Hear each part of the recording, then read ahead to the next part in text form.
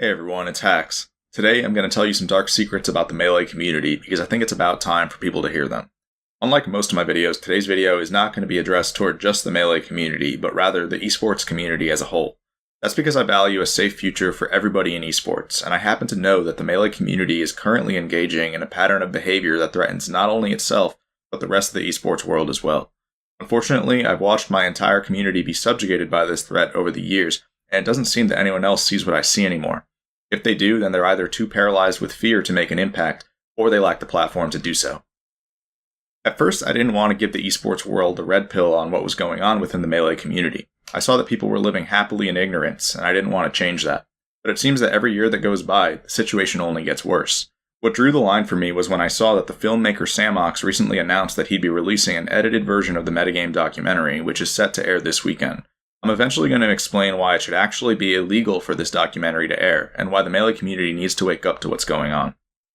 For those who don't know me, let me introduce myself and explain why you should trust this video. I've been in the Melee community for 16 years, having been a top player for many of those years. Throughout my career, I've proved myself to not only be a top player, but also a top influencer for the community. Although I only have a moderate following, I've helped the Melee scene make technological progress in at least 5 major ways. The most notable thing I've done is create an ergonomic controller called the Box, which thousands of Melee players now use in order to avoid injuring their hands and wrists. But I've also done several other things. In 2017, I advocated for in-game software mods that gave quality of life improvements to GameCube controller users. These were adopted later that year. Then, in 2019, I explained why Melee needed an anti-stalling rule called the ledge grab limit. This rule set change was approved shortly afterward as well. Later in 2019, I started hosting a weekly tournament series called Hacks' Nightclub, which showed people that it was viable to play Melee on LCD monitors. Through the use of the latest technology, my tournament series gave people a glimpse at what Melee might look like in the future. And finally, starting in 2020, I began making educational videos that taught people about intricate Melee mechanics. All my videos went into great detail about mechanics that people had never heard of before, and were fact-checked several times for accuracy. I recommend checking out those videos if you haven't already, because today's video will be somewhat similar. Something to know about all the innovations I just described is that they all went against the grain. These were all radical ideas at first, but I helped show that they were the right direction for the community to go in. Today's video will go against the grain as well. However, today's video will have to do with politics rather than technology. People may not realize this, but the Melee community's politics are in shambles right now. There's something unthinkably evil going on right in front of our eyes here within the Melee community, and I have the evidence to prove it. Today's video will be tough to stomach, but the longer people remain ignorant, the worse the situation will get, so we don't have a choice anymore. The most difficult part about this video will be accepting that the evil I'm referring to is being perpetrated by a community leader. There's a quote that goes, "The greater the crime perpetrated by the leadership, the less likely the people will ever believe their leader's capable of perpetrating such an event." That is, unfortunately, a Hitler quote, but it's one that's very applicable to the current situation. There's a community leader who has caused this community to be filled with hatred, corruption, and greed, which are all things that the Smash community once didn't have. These things have become so normalized that the current generation of players doesn't even seem to realize what's going on, and that things weren't this way before. People are genuinely clueless that darkness has been cast over the entire Smash community, but hopefully this video will change that. Before I go any further, let me be clear about the magnitude of this video. This video is the final line of defense against someone who will continue to threaten the well-being of the Smash community, as well as surrounding esports communities if he isn't stopped. The situation will endlessly get worse, to the point that it'll become comparable to a reign of terror within esports. I know this to be true based on 3 factors. The first one is psychology. I've studied psychology extensively in order to bring you this video, and I know exactly what type of cloth this person is cut from. I'll be explaining what constitutes a supremely evil person, as well as how to spot one. I'll also be going over proven strategies for manipulating people, especially large crowds of people, that have been used on several occasions. While it is bad that I'll be showing you how to manipulate people, it's worse for you not to know how the Smash community has repeatedly been manipulated. Finally, I'll be explaining how people with these personality traits view their so-called fans and supporters, and even some of the people who think that they're their friends. The next factor is history. I've been studying history so that I can show you that what is happening within the Smash community is one-to-one with what happened in societies that collapsed. We're setting ourselves up for a dystopia in more ways than people know, and an entire culture shift is going to be necessary to fix things. Finally, I'll piece everything together with classified information that nobody else has access to. Most importantly, you need to know the truth about Evidence.zip, which is a collection of documents that was put together 8 years ago. Evidence.zip is the red pill because it reveals an MO that hasn't changed, and has only evolved as time has gone on. The press has continuously lied to you about Evidence.zip, and so you'll need to drop everything you currently know about it. Evidence.zip will reveal that several events that have occurred in recent years were politically motivated in ways that the Smash community didn't realize, and that there was an agenda in motion the entire time. I'll also be backing everything up with my own personal experiences. I've been withholding a ton of information for this inevitable moment, and it's time to release all of it. Something I want to apologize in advance for is the fact that I'm going to betray several people's trust in me in order to bring you the full truth today. Private information must be leaked in order to tell the full story, and so I'm sorry to everyone who that affects. One last thing I want to go over is why I believe this is a groundbreaking video. This video is a case study for how a community can be uprooted without even realizing it. It will show how platforms such as Twitter, Twitch, and YouTube can be weaponized in the modern-day era of social media, and how laws should be implemented to ban certain strategies when it comes to these platforms. Similarly, this video will show how we as a society underestimate the impact of political and psychological crimes, and how we can't underestimate crimes that affect socioeconomics and people's mental health. It will also show how the esports universe provides the perfect platform for criminology. By constantly using the excuse that someone is a heel, they become able to exploit their community endlessly without ever being held accountable. All these things are injustices that call for reform. Most notably, this video calls for an entire community to undo its way of thinking. There's a cult of personality that needs to be broken up within the Smash community, and I have a feeling it will be after people find out what they become a part of. This is a story of political and psychological warfare that took place in front of your very eyes over the course of the past decade. As the only person in the entire world capable of telling you this story, I know that I have to, as it has the potential to change the timeline we live in. 2 years ago, Esam emerged as a whistleblower who stated that he was tired of Leffen shaping the discourse wherever he went within the Smash community, and having people blindly follow him as well. Esam's posts did incredibly well on Twitter and Reddit. They were clearly representative of something that lots of people had felt, but may not have had the platform or the courage to express. For those who don't know, Esam is an Ultimate player with about 150,000 followers nowadays, making him a notable influencer. Meanwhile, Leffen is a Melee player with about 300,000 followers, making him the current biggest influencer in the Smash community. Leffen's influence is the biggest when you consider not only his follower count, but also the credibility that's been assigned to him. It seems that whenever Leffen speaks, his opinions are regarded as factual, which is what led to Esam's frustrations. Unfortunately, Esam's feud with Leffen would eventually fizzle out. The two would become somewhat cordial with each other, and the concerns Esam raised would be forgotten. This is standard when you look at how a lot of feuds with Leffen go. One day someone will be beefing with Leffen, and then a few months later they'll be subjugated by him. This leads to awkward relationships with Leffen that feel very forced. The reason this happens is because people eventually realize that beefing with Leffen will cause you to be at war for the rest of your life, and so they give up. Leffen then gets his way, and the cycle of abuse repeats itself. In Esam's case, a whistleblower who raised very valid concerns was lost when he decided that he wasn't willing to keep going. Because time is running out for the Smash community, I'd like to reopen the case. In this video, I'm going to explain to you why Leffen is a disease that can be expected to fully erode the Smash community as well as several other esports communities within the next 10 years. I say this as someone who has known Leffen for exactly 10 years and knows exactly how predictable his trajectory is in terms of both scope and malicious intent. The Smash community simply doesn't understand the crimes that Leffen has already gotten away with, and will continue to get away with if the status quo is upheld.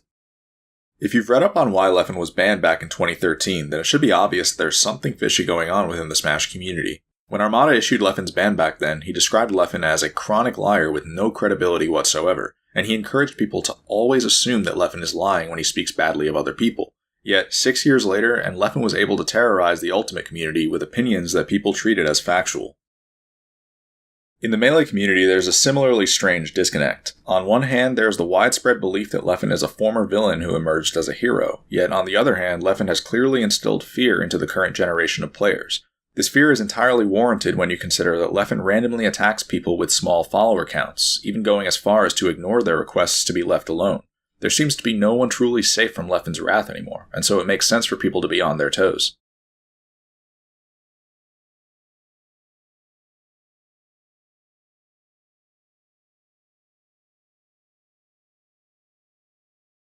There's only one type of society in which these disconnects exist, and that is a totalitarian society. Under totalitarianism, it may not be entirely clear whether those in charge are truthful and heroic or not. This is because while they give their citizens a place to live, totalitarians deprive their citizens of basic rights by controlling the press, performing mass surveillance, and resorting to state terrorism, which is when the state attacks its own citizens in order to instill fear. The reality is that totalitarians are neither truthful nor heroic, but they make their citizens think they are in order to mobilize them. This is done through either manipulation or force. What totalitarians will commonly do is craft false hero narratives through the vilification of others. They'll create a problem and then they'll solve it for you in order to create the illusion that they're heroic. This is why it's important to take a look at where someone's hero status came from, as it could very well be a facade. In Leffen's case, what you'll eventually find is that his hero status was entirely self-engineered. Everything Leffen is remembered as a hero for was a political heist in ways that people didn't consider, and his motivations are much darker than people realize. In general, people don't oscillate between being villainous and heroic in the real world, and if you ever see a disconnect like this one, then it probably means that you've been duped. What happened here is a villain realized that hero status would be beneficial, and so he made it his goal to obtain it. If you look at the current state of the Smash community, it is in line with the totalitarian regime, and that is entirely because of Leffen. It's obvious that Leffen wants full control over the community based on several of his tendencies. A dead giveaway of Leffen's intentions is the fact that he blocks anyone who disobeys him on Twitter, to the point that he probably has thousands of people blocked.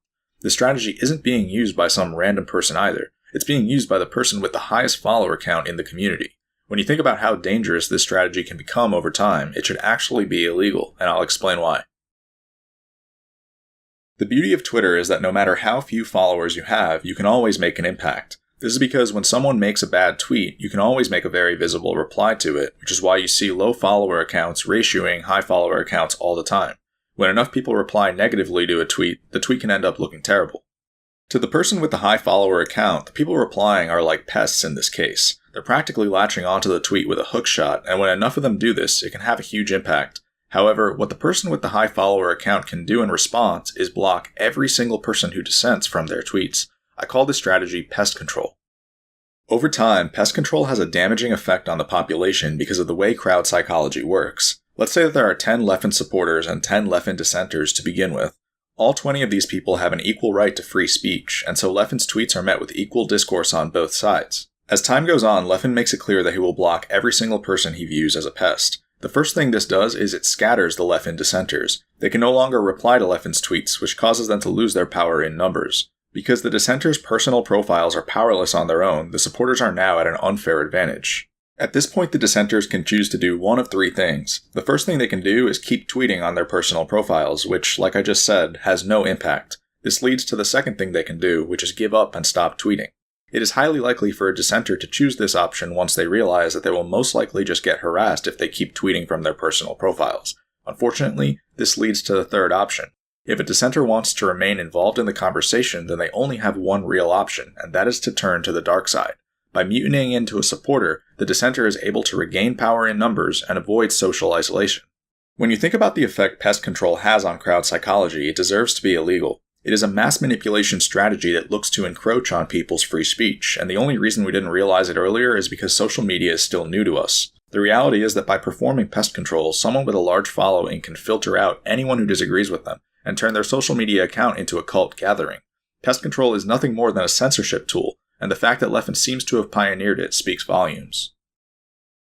The next sign that Leffen wants control has to do with something called a preemptive defense. I'll eventually show you the article this excerpt comes from, but a preemptive defense is when someone goes out of their way to assure you that they're kind or trustworthy without any provocation from you whatsoever.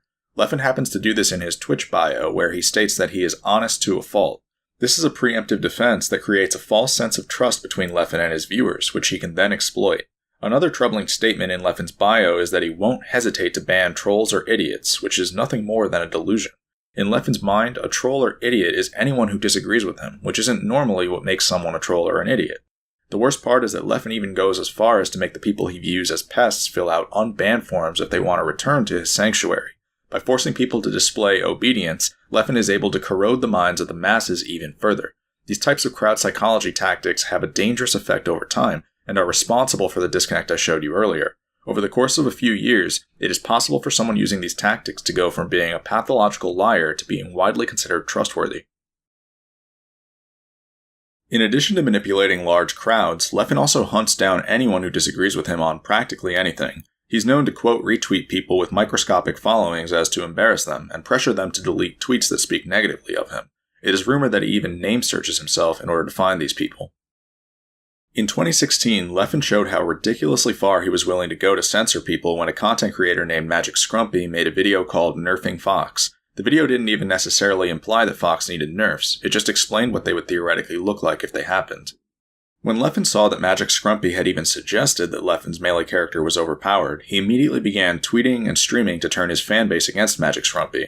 This led to long-lasting beef in which Leffen seemed to want to discredit Magic Scrumpy as a content creator entirely and push him out of the melee community.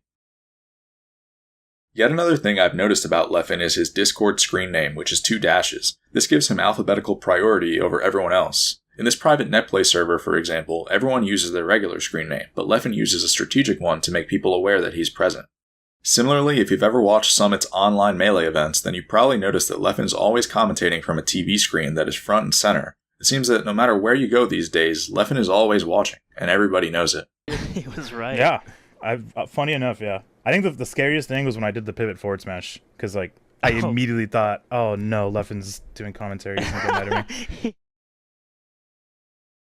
Finally, the premier Melee podcast is called the 6-4 Podcast, which is named after propaganda that Leffen has pushed onto the Melee community. He hosts this podcast alongside Mango and Zane, so you don't have much of a choice but to watch it if you want to hear what they have to say.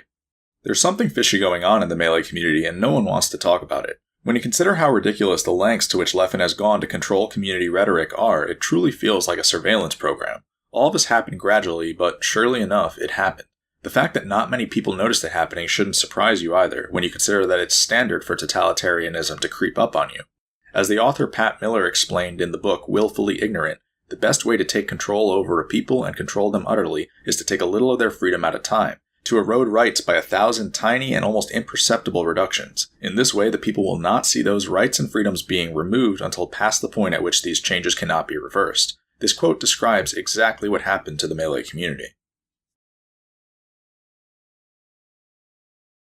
Aside from controlled rhetoric and surveillance, the status quo of Melee is totalitarian in several other ways. The state terrorism I mentioned earlier serves a purpose, and that purpose is to instill fear in a population. As explained by an article titled The Manufacturing of Mass Psychosis, fear destabilizes a population and makes them easier to control. By instilling fear, the population is primed for the crime of menticide, which means the killing of the mind. The best way to do this is to use waves of terror, which is when periods of fear are staggered with periods of calm in order to keep people on their toes. The article also warns that never before in history has there existed such effective technology for mass manipulation.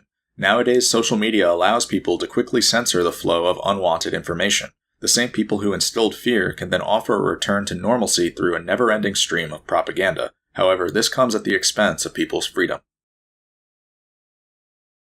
Once you realize that all the strategies I just listed are emanating from the same person, it becomes clear that a handbook is being followed. Leffen's inevitable tendency to feud with people at random has given him a hostile aura that people tend to want to steer clear of. The same exact person then floods the community with censorship, propaganda, and surveillance that we've come to accept as the norm. This pattern of behavior has only ever meant one thing historically, and none of it is a coincidence. Leffen gives off so many red flags that he's attempting totalitarianism that they're almost too easy to find. For example, one of his very first social media bios expressed genetic superiority, which is often a sign of a cruel and dehumanizing leader. Another example is the fact that Leffen has no respect for authority. He has, in fact, looked to embarrass authority on several occasions, despite the fact that we wouldn't have a scene without them. Welcome. Thank you, but I'm not happy until every aspect of godhood is like torn away, and there's only one god, and that's me. When interviewed in 2015, Leffen made it clear that he was intent on becoming the one true god of Melee, and that he wouldn't be satisfied until every aspect of godhood was torn to shreds. This made for great entertainment at the time, and so people didn't stop to consider the real meaning behind it. The biggest red flag of all, however, is something that no one would have ever guessed. Many studies have shown that one's personality can accurately be inferred from their social media avatar. If you think about the process that goes into choosing an avatar, this is obviously true. People will often use avatars of anime characters that represent their inner beliefs, which is why I need to raise an issue with something. Why did Leffen used to use an avatar of Light Yagami from Death Note back in 2016? If you understand who Light Yagami is, then it makes all too much sense when you consider everything else that I've told you. Light is a brilliant high school student on the outside, but an infamous political criminal on the inside, whose goal is to become the god of the new world. He's able to remain undetected for many years by outwitting everyone in his way. Essentially, Death Note is the story of a totalitarian regime that ends up casting darkness over the entire planet. The story that's unraveling right before our very eyes is strikingly similar to Death Note. The Death Note is a book that can be used to issue death sentences simply by writing someone else's name down. Should this tool fall into the wrong hands, it would terrorize an entire society. The funny thing is, Leffen is basically trying to turn his phone into the Death Note. Through the use of modern technology and a good understanding of crowd psychology, it's actually possible to create a Death Note nowadays, and people need to be wary of that.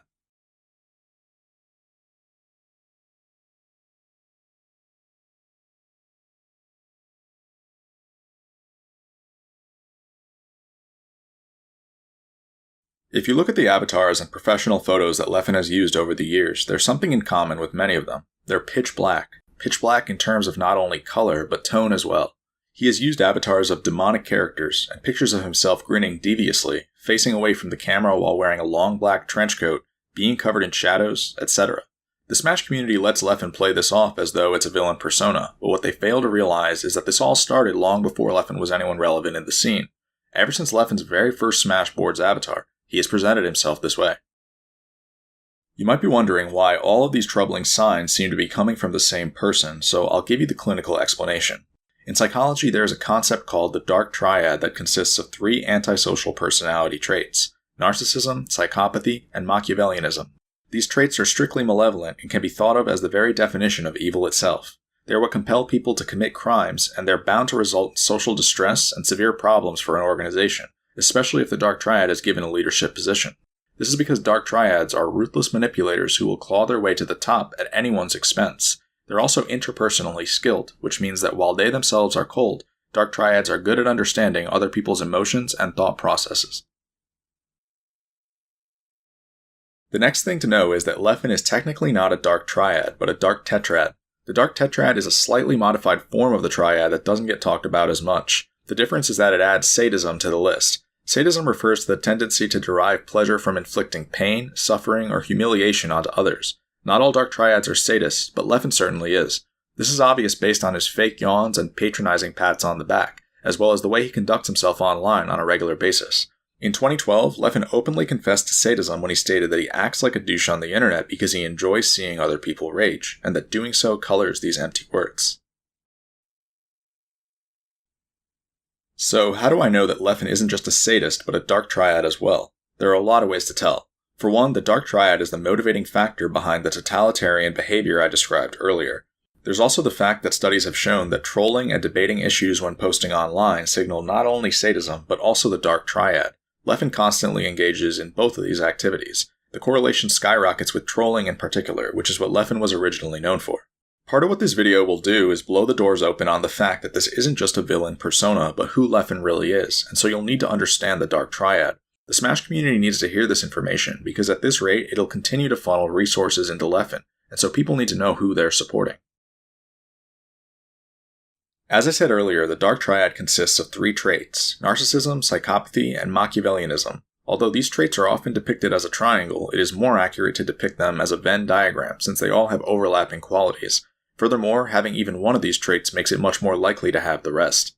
The way the dark triad works is as follows. Narcissism isn't too malevolent on its own, but it mixes horribly with the other 2 traits, making it highly malevolent in the end. This is because narcissism can be thought of as self-admiration to the point that it can be considered a disease. A narcissist needs to be the center of attention at all times and will go to great lengths to make sure it happens. They can't take any form of criticism either, and are highly insecure about their appearance. Narcissists will also engage in bad faith arguments just to abuse people. They will use faulty argumentation and lies as much as necessary to avoid losing an argument. The next trait is psychopathy, which is the most malevolent of the 3 traits. Psychopathy is characterized by antisocial behavior, which means behavior that violates the rights of other people and disrupts society. Psychopaths are also impulsive, selfish, unemotional, and remorseless. Finally, Machiavellianism refers to an ends justifies the means philosophy that involves exploiting and manipulating people in order to gain power. Machiavellians are absent in morality and have a high degree of self-interest. They believe in status over everything and will go to unbelievable lengths in order to obtain it. Machiavellianism is the most important trait to keep in mind throughout this video because if you think about it, it's the only one that isn't visible. Everything else on this list is visible if you know what to look for, but you wouldn't know how someone like Leffen has exploited the Smash community in order to serve his own interests. Among all of these traits, there are several things they have in common. Dark triads are low in agreeableness and extremely neurotic, which means they're constantly moody and angry. They also lack consciousness and empathy, which means they can't put themselves in the shoes of other people. The most important trait by far, though, is that dark triads are pathological liars. This is because all of their overarching traits benefit from lying. Earlier on, I showed you the term preemptive defense, which Leffen does by stating that he is truthful to a fault in his Twitch bio. The article this excerpt is from is titled 20 Diversion Tactics Highly Manipulative Narcissists, Sociopaths, and Psychopaths Use to Silence You. The article lists plenty of strategies Leffen uses on a regular basis if you scroll through his Twitter feed. These include gaslighting, nonsensical conversations, generalizations, misrepresentations, aggressive jabs described as jokes, a condescending and patronizing tone, and shaming. I'm not going to provide examples of these because you can easily find them by scrolling through Leffen's Twitter feed for even a few seconds. However, there's something called projection that I want to take a moment to go over since it's a little more complicated. Projection, or psychological projection, is when someone insults other people by displacing things that they know to be true about themselves. Projection is a defense mechanism that is used to avoid accountability, and in the case of truly horrific people, it can be very abusive. This is why when Leffen called Magic Scrumpy a cheater, he didn't just call him a cheater. He called him a cheater with a victim complex.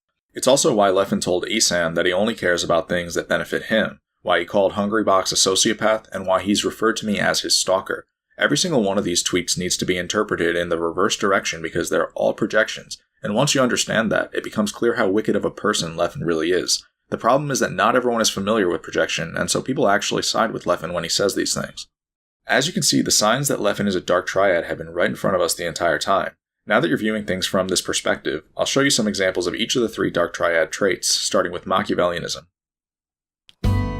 Hey guys, it's Leffen here again.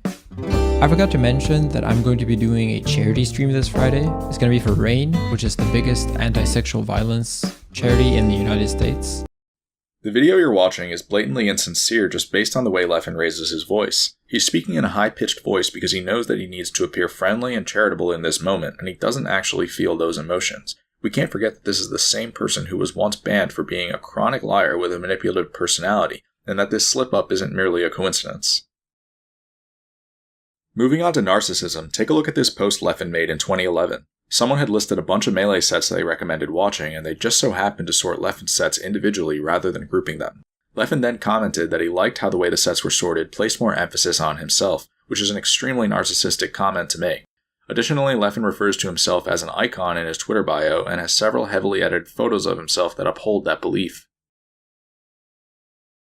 Lastly, I'll show you an example of psychopathy. The fact that Leffen used to state that he is really mean in his social media bio is an indicator of psychopathy in itself, but I want to give you a real-world example. When I beat Leffen at Genesis 7, I was wearing a red pair of Adidas pants with white stripes on them. These pants would become synonymous with my run at that tournament. A few months after Genesis 7, someone sent me a picture they took of Leffen streaming. Leffen was wearing a red Adidas shirt with white stripes on its sleeves while editing a digital controller's button layout. Again, this wasn't a coincidence. It was a psychopath's way of showing that he wants revenge. Needless to say, the behaviors you're going to find in this video are completely bizarre, but you might be wondering why I'm making this video now. I'm making this video now because the status quo of Melee is becoming increasingly dystopian, and I've been growing increasingly discontent with it. It seems that instead of opposing the Dark Triad, we've actually embraced it as part of our culture. When Leffen randomly attacks people from other gaming communities, for example, we watch and laugh. Then, our content creators turn it into the latest news. This leads to other communities telling us to take Leffen back to the shithole he came from. Even worse is the fact that we built a bot off of Leffen's AI and used it to broadcast his mindset to thousands of people. Once you realize why the people behind Deep Leffen Bot found Leffen's personality so fascinating, it's actually a lot more dystopian than it looks. Above all else, though, there was something that happened recently that drew the line for me, and it had to do with the filmmaker named Samox. For those who don't know, Samox is the director behind the original Smash Bros. Documentary that turned Melee into a major esport back in 2013. In 2020, Samox returned to us with a new documentary called Metagame, which covered the newer generation of Melee players. However, Metagame wasn't received nearly as well, largely due to what people viewed as Leffen's character assassination. Samox had chosen to show footage of Swedes who knew about Evidence.zip, and Leffen didn't like that. Even though Metagame didn't reveal too much about Evidence.zip, it was still the current generation's only glimpse at the truth, and Leffen made it clear that he wanted it taken down.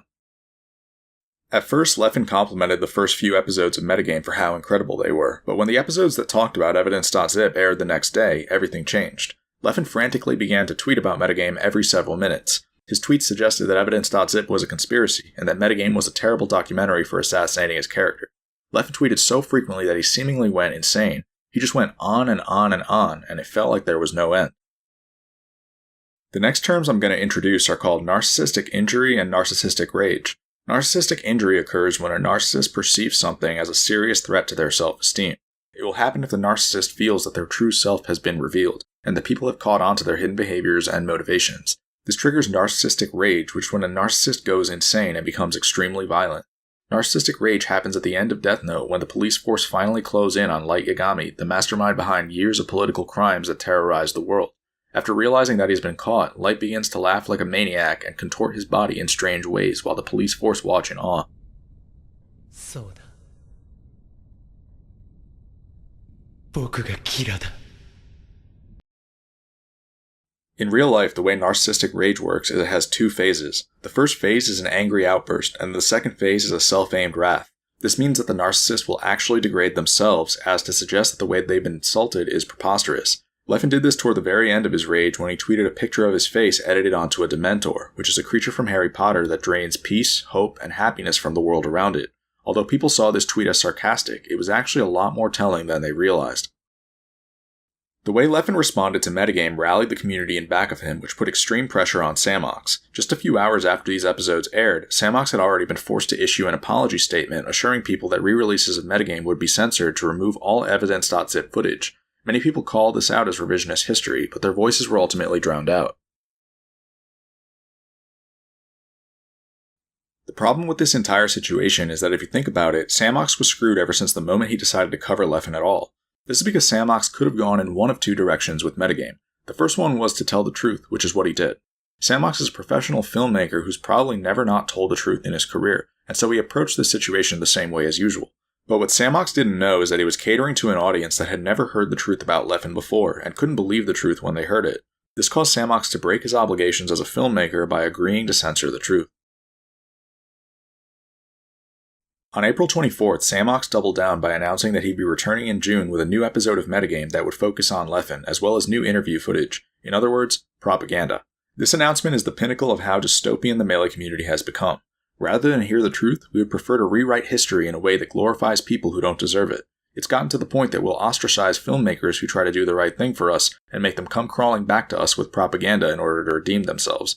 After seeing what happened to Samox, I realized that this community was desperately in need of some factual information, and so I decided to make this video. The way this generation got here in the first place was through propaganda. TSM and Red Bull committed one of the biggest sins in esports history when they decided to erase the truth about Evidence.zip and lie to people instead. The documentaries, interviews, and articles that these companies have put out in the past several years are nothing short of the most aggressive brainwashing campaign I've ever witnessed. It's almost as if nothing the media has told you is true. Leffen sponsors have made it seem as though he's a cheerful and positive role model, and they've had friends and family members testify on his behalf as well. This false narrative is amplified by interviews with other community members who know nothing about the truth either.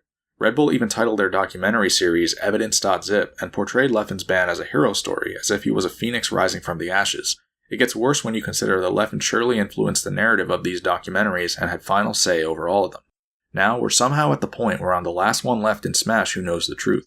I promise you that after I tell you the truth, every single piece these companies have ever put out about Leffen will be remembered as political terrorism. Back when I showed you the quote that explains how totalitarians gradually encroach on human rights, there was an implication that things can reach the point where it is too late. This is why the quote reads, "until past the point at which these changes cannot be reversed." If you look at the current state of the media, the Smash community is rapidly approaching a checkmate situation. Leffen has professional propaganda, a social media sanctuary they created by blocking thousands of people, and a podcast named after his rhetoric. He will mob you on Twitter if you speak his name, and he has successfully defamed YouTubers whose views weren't in line with his. He's also on your TV screen when you tune into tournaments he isn't playing in. What the community is now agreeing to do is erase the one shot they had at learning the truth, and replace it with propaganda instead. The situation Samox has been forced into in order to appeal to this community is catastrophic, and goes to show how corroded we've become. Samox is a filmmaker who's been pressured to succumb to totalitarianism, but people don't realize that. People don't realize that they're witnessing the death of their free speech. Totalitarianism can be thought of as building a car. The goal is to create an empire in which everything is automated, but the hardest part is giving that empire 4 wheels and an engine. The empire needs things like a brainwashed population, means of instilling fear, loyalty, and the abolition of free press. From there, it can operate smoothly. There is no doubt that the abolition of free press is one of the most necessary steps toward these types of societies. The first thing people need to realize is that none of this is a drill. Leffen is attempting totalitarianism, and that's going to become clearer and clearer as this video goes on. The second thing people need to realize is that there is still time. Leffen may have conquered the press, but he can't undo the information I'll be giving you in this video. Once people find out what the Smash community has become, I'm hopeful that things will change. For now, I'll be listing totalitarianism as the first of many charges against Leffen.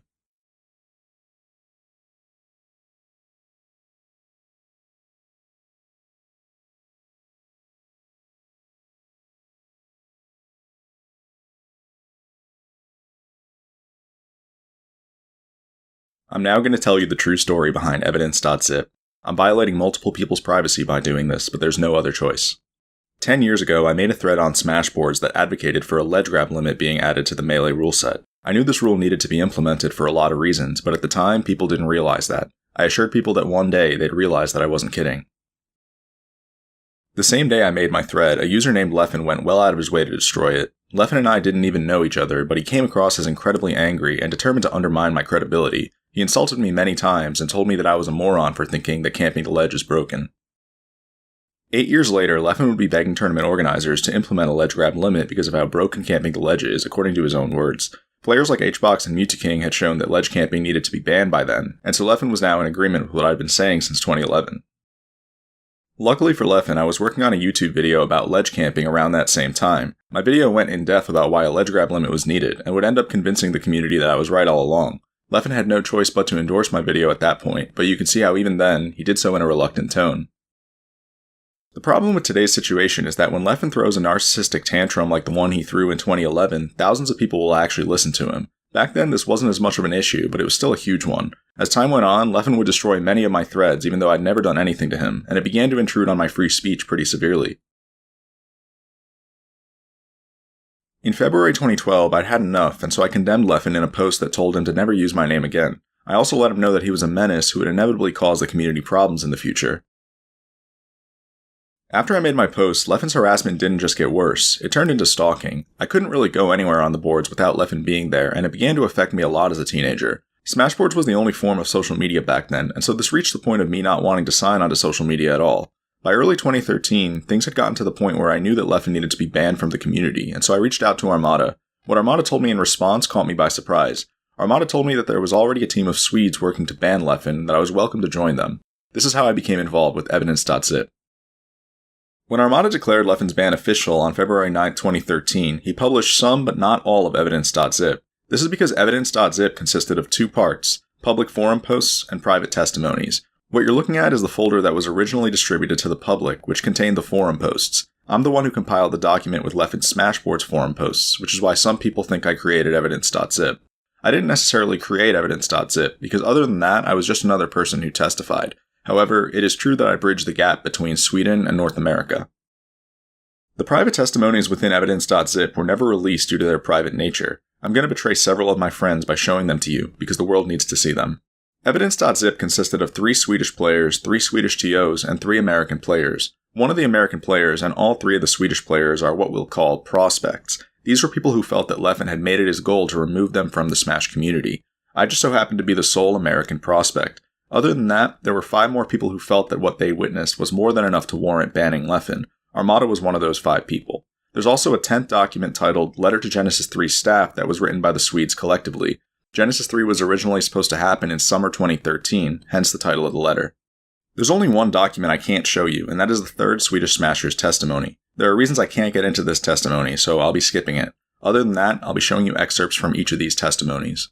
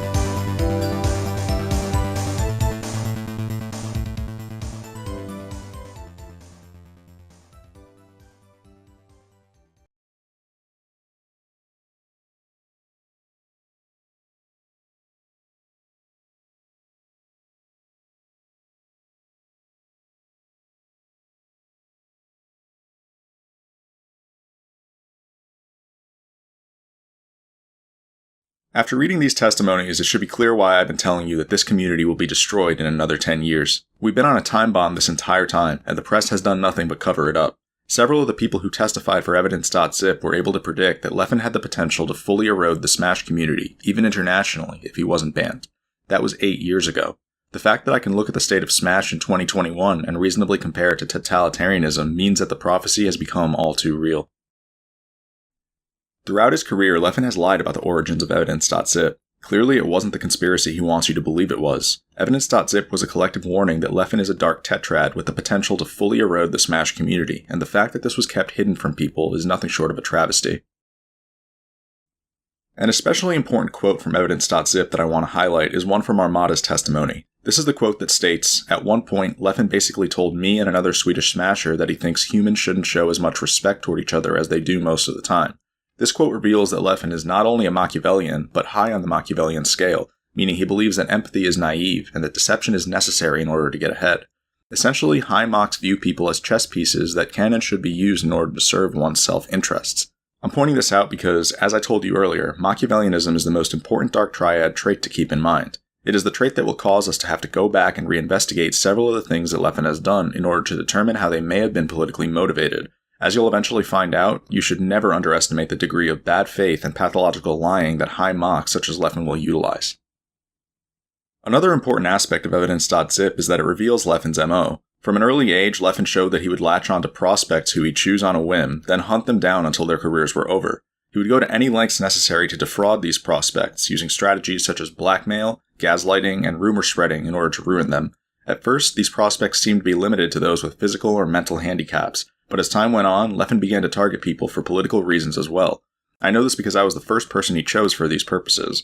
In my case, Leffen seemed to dislike the fact that I had respected opinions that could potentially challenge his rhetoric, and so he wanted me gone. Unsurprisingly, Leffen has continued to target people who could challenge his market share for similar reasons in recent years. This would happen right in front of everyone's eyes, but it was well disguised, and so people failed to realize that there was a pattern.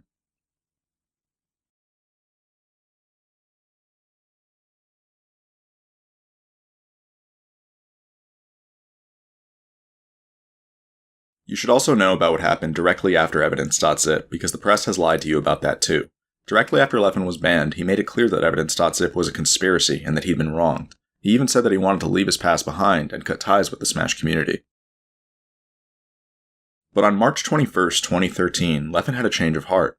He suddenly decided that he was sorry for everything, and he confessed to several of the things that he had done, citing depression and anxiety as the motivating factors. The apology Leffen issued got covered by the Score Esports' documentary on him from 2018, which has 1.5 million views. It's the apology that people cite to this day, and the one that people believe is real. What the people who read Leffen's apology didn't know was that they had been manipulated. On the exact same day Leffen issued his apology to North America, he also issued statements on the Swedish forums that warned them that they had defied him. Last year I talked with one of the Swedes who testified for Evidence.zip about the fact that Leffen's apology was insincere. Although the Swedish forums are no longer accessible, he confirmed that Leffen's apology was fake. This is made even more obvious by an excerpt from the letter to Genesis 3 staff, which explains how Leffen initially responded to being banned over in Sweden. The excerpt explains that Leffen had condemned the Swedes to the point that he seemed to want to take revenge on them. The excerpt also warns the reader that Leffen is someone who will endlessly claim victim status in order to evade accountability, which is exactly what he did in his fake apology. 2 weeks after Leffen's fake apology, a tournament called Beast 3 was held in Sweden. Beast 3 was the first notable tournament that Leffen was banned from, and so the Swedes who'd been abused by him were looking forward to their first Leffen-free tournament. But what people don't know is that Leffen actually showed up to this tournament in person and tried to convince the TOs to let him in. Leffen didn't seem to understand that he was actually banned from Beast 3, and so the TOs had to physically deny him entry. Around this same time, I was emailing Mr. Wizard about banning Leffen from EVO 2013. I was transparent about the fact that this was a complicated case and that it wasn't going to be easy to convey why a ban was necessary. Unfortunately, the EVO staff would end up rejecting the case on the basis of no physical assault, which is exactly what I feared would happen. A few months later, I flew to Vegas for EVO 2013. The first night I got there, I dropped my bags off in my hotel room and went to the Rio Hotel, which was nearby. I went to the Rio because the World Series of Poker was taking place there that year, and I wanted to watch people participate in it. I ended up spending a couple of hours at the Rio before realizing that I needed to head back to my hotel room to grab my phone charger, at which point I called my friend Cody, who I was staying with. When I called Cody, I told him that I'd be heading back to the hotel to grab my charger. Cody then said to me, "Sure, but just so you know, Leffen's playing Melee in our hotel room." When Cody said that to me, it was one of the weirdest things I'd ever heard. A lot of people vaguely knew that Leffen and I had beef, but people didn't know that this was the same person I had just tried to ban from the tournament we were at. Of all the people who could have ended up in my hotel room, the fact that it was Leffen wasn't a coincidence. He wanted to cause some sort of disturbance, and he succeeded. When I got back to the hotel, I didn't actually enter my room. Instead, I had Cody hand me my phone charger at the door. Leffen sat inside of my hotel room while all of this happened. These are logs showing that I discussed the situation with Cody last year. Later that weekend, something similar happened. I had spent a lot of EVO 2013 with my childhood friend J-Man, who was approaching retirement from Melee around that time. What I noticed is that during certain parts of the weekend, Leffen would make efforts to befriend J-Man, which led to lots of awkward moments where I didn't want to approach J-Man because he was with Leffen. This exact strategy was described by one of the Swedes who testified for Evidence.zip, who stated that after he began avoiding Leffen, Leffen looked to finish him by taking his friends away from him, which caused issues in his social life. These types of interactions show the ridiculous lengths Leffen will go to torment people once they're on his hit list. As you can see, Leffen never actually expressed remorse for the actions that got him banned. In fact, he did the opposite. He made no efforts to change either, which should have been obvious based on the way he barked when he took games off of Armada at Beast 4 in 2014. The problem is that 8 years have passed since Evidence.zip, and Leffen now has the entire Smash community in his back pocket. Someone with a Dark Triad mentality is able to severely disrupt society when given this much power, and Leffen has done exactly that. However, people haven't been viewing things from this angle, and so they never saw any of it. As I said earlier, Leffen would eventually transition into a full-fledged political con artist. The goal of his cons can be summed up in one phrase: socioeconomic resource transfer. Leffen is a Machiavellian who will do anything to get ahead socioeconomically, which means he'll go to unthinkable lengths to acquire fame and fortune.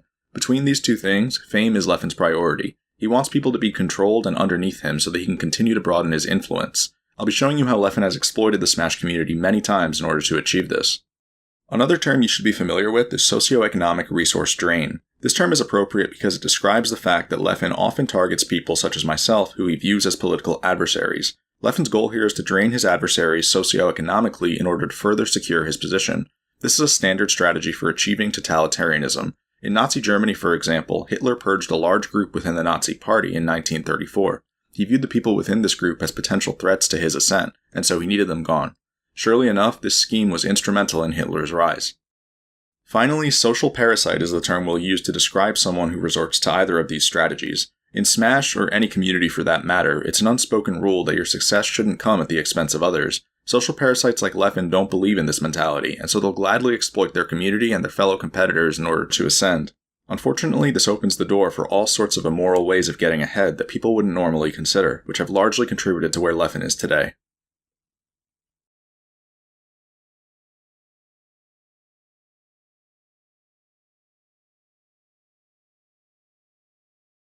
Now that the stage is set, I'm going to begin listing manipulation tactics that Leffen uses on a regular basis. The first one is called the totalitarian tiptoe, or tiptoeing for short.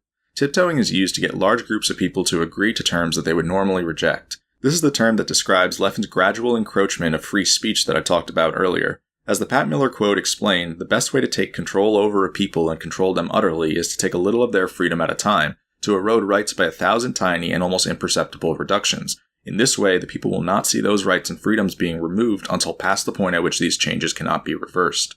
The idea here is that the best way to erode people's rights is to do it gradually so that nothing happens abruptly enough to raise eyebrows. Over time, this can cause people to fail to realize that they've agreed to massively disadvantageous terms, such as the fact that Leffen is on the verge of reaching full censorship. Basically, don't skip from A to Z or else people will notice. Instead, advance a couple of letters at a time. Now that you know about tiptoeing, I want to start by showing you that nothing has changed since Evidence.zip and that Leffen is still the same malicious person in the year 2021. At the very end of last year, I announced that I'd be hosting an online version of my tournament series Hax's Nightclub starting on January 2nd, 2021. The trailer stated that I'd be hosting a tournament every Saturday that didn't already have a tournament happening on that date. This is standard practice in the Smash community. We host tournaments for the good of the community, and so we don't overrun each other's tournaments. On January 2nd, my staff and I hosted Hax's Nightclub. There were 567 entrants and the event was a huge success, but what a lot of people didn't understand is why Hax's Nightclub never happened again after that date.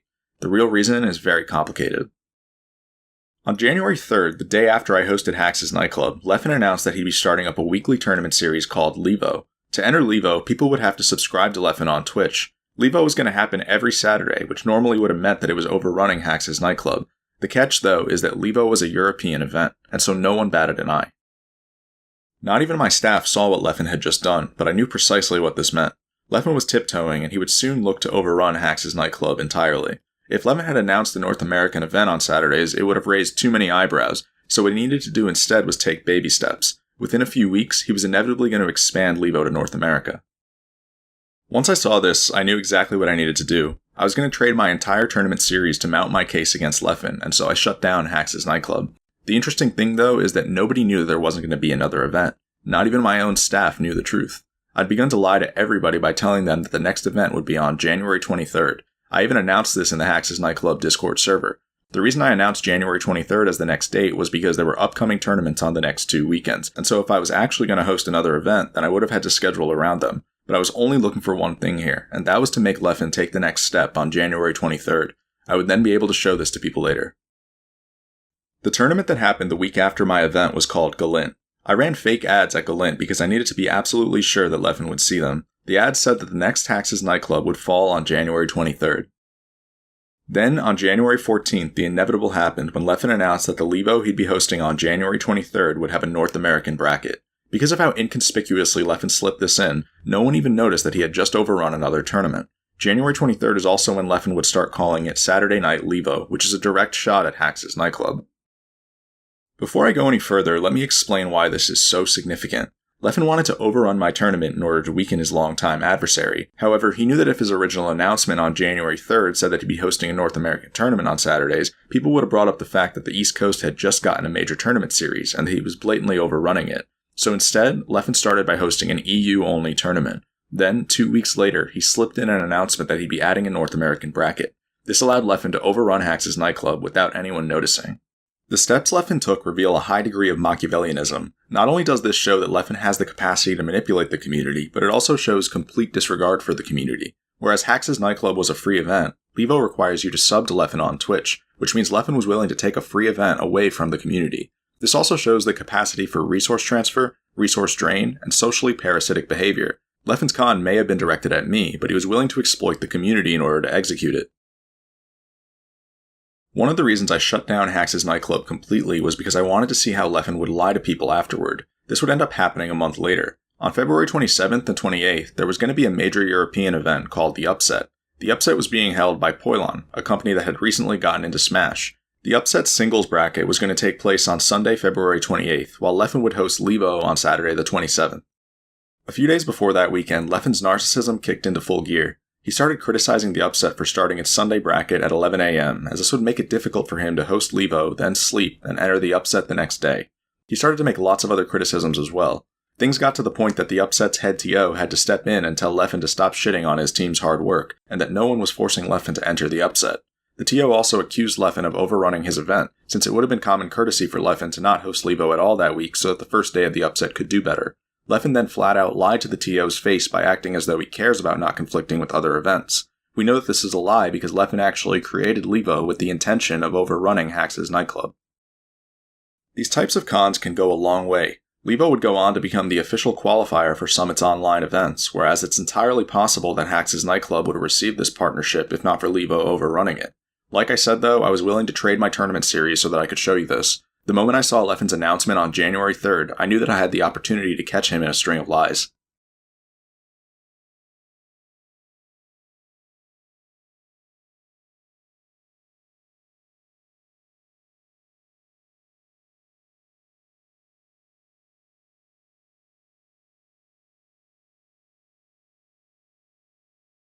The crazy part is that in January, Leffen launched not one but 2 political cons at me. While all of this was going on, there was another con aimed at the box, which is the ergonomic controller that I sell.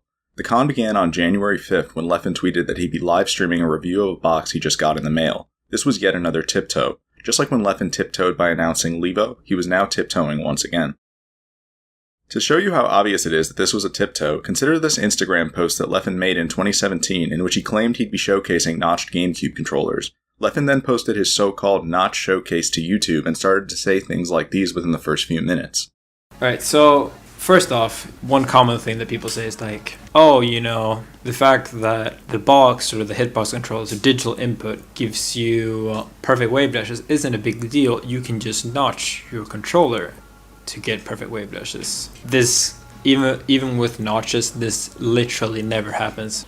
Truck Jitsu said, this isn't a good reason. You can just make the box, you can just modify the box so it's less than perfect. No, you can't. It's not really that they're objectively better.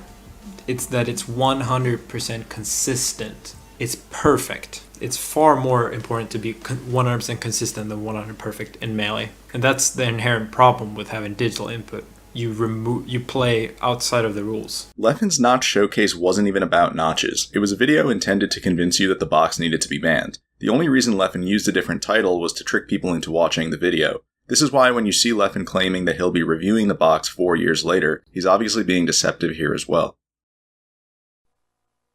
They both are kind of fingerprint magnets, but I think the box is worse. For the hand position for this one, I actually feel like these buttons are like too high up, but I have never seen this many cuts on anything ever.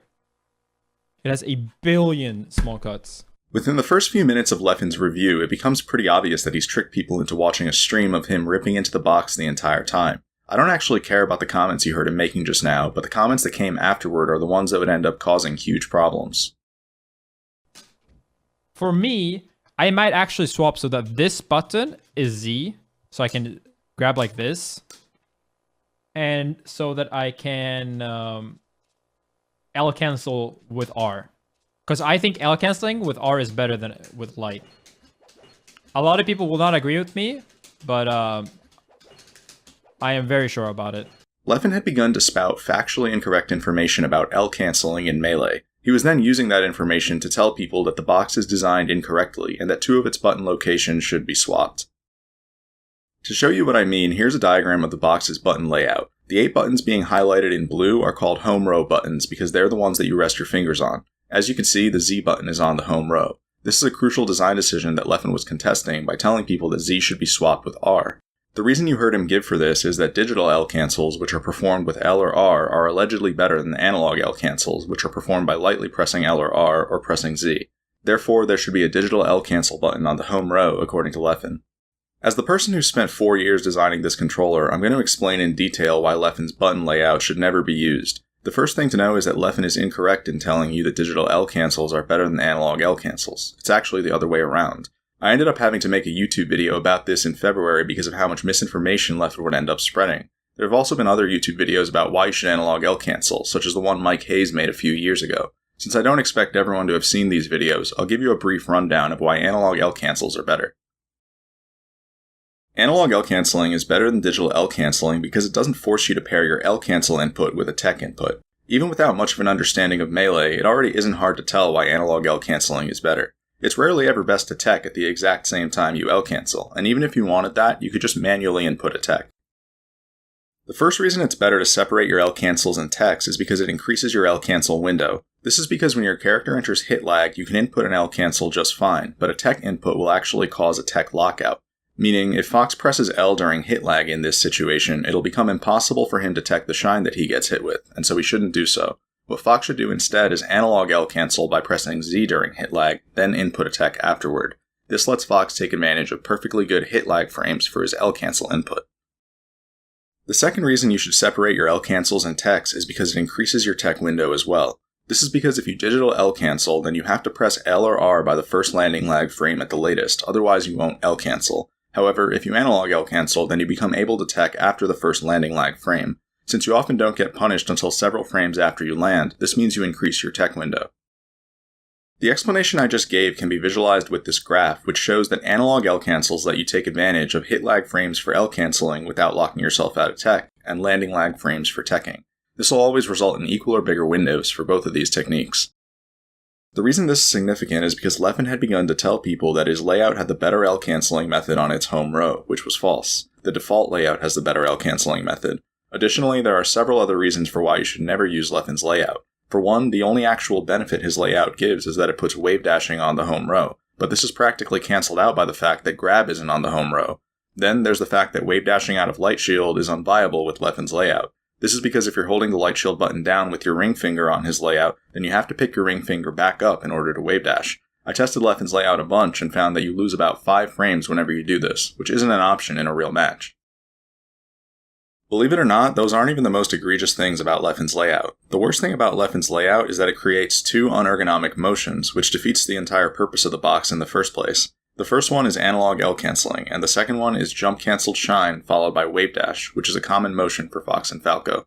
On the default layout, you can analog L cancel your aerials while keeping your wrist in one place, but on Leffen's layout, you have to quickly shift to the top row in order to analog L cancel, which will cause pain in the back of your wrist. Similarly, on the default layout, you can comfortably JC shine, then wave dash by pianoing to the left twice. But on Leffen's layout, you have to piano to the left, then to the right, which will irritate your ring finger.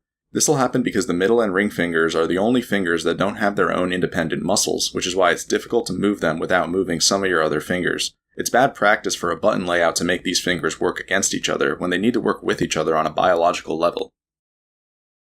When you compare the list of pros and cons each of these layouts provide, it becomes obvious that Leffen's layout should never be used. Telling people to use this layout is like telling them to uninstall System32 from their PC. It's something they should never do, unless they willingly want to use a defective product. The problem is that Leffen's narcissism compelled him to find something wrong with the box at all costs. He couldn't just conform to using the box. He needed to coin his own layout, even if it meant misleading people about Melee. Leffen would end up doing this by insisting that digital L cancels are better than analog L cancels, as this would give him the angle that his layout has the better L canceling method on its home row. Over the course of the next few weeks, Leffen would display the willful and malicious intent to lie about this game mechanic. After Leffen began broadcasting on January 5th, the false claim he had made about L canceling quickly made its way to the box Discord server. A moderator named Haystack immediately pointed out that Leffen's L canceling argument was faulty because analog L cancels give you the choice over when to tech, which means they're always equal or better than digital L cancels. Haystack was correct. However, the belief that digital L cancels are better would begin to gain traction just because Leffen had said so. The first attempt to correct Leffen was made just a few minutes later. No one in Leffen's chat had contested what Leffen was saying despite it being wrong, so a box moderator named Slamist felt the need to intervene. He told Leffen that analog L cancels are better than digital L cancels. Take a look at what ended up happening to him. User Slamist. One timeout? Yes, sounds about right. Melee is not for the average person.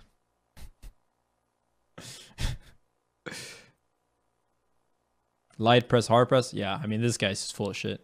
Leffen and Slamist ended up getting into an argument over the subject. Leffen then began roasting Slamist in front of over 1,000 people as to make an example out of anyone who questioned his word. Meanwhile, Leffen's chat laughed and continued to adopt false information. I'm not saying, to be clear, that I know the best layout. I'm saying that letting you rebind things is an objectively huge positive. You have to be an absolute fucking moron to try to say that not being able to remap is better because your overlord said so. But yeah, hard pressing with L cancel is in general better because it option select attack. Leffen would end up banning Slamist. Then Leffen began to refer to me as an evil overlord, which shows how personally invested he was in proving me wrong. The argument you just heard Leffen give about option selected techs is incorrect as well. At the time Leffen said this, he didn't know that you get locked out of tech if you press L or R during hit lag. Because of this mechanic, you're supposed to perform the option select he's referring to by analog L canceling during hit lag, then pressing L or R afterward to tech.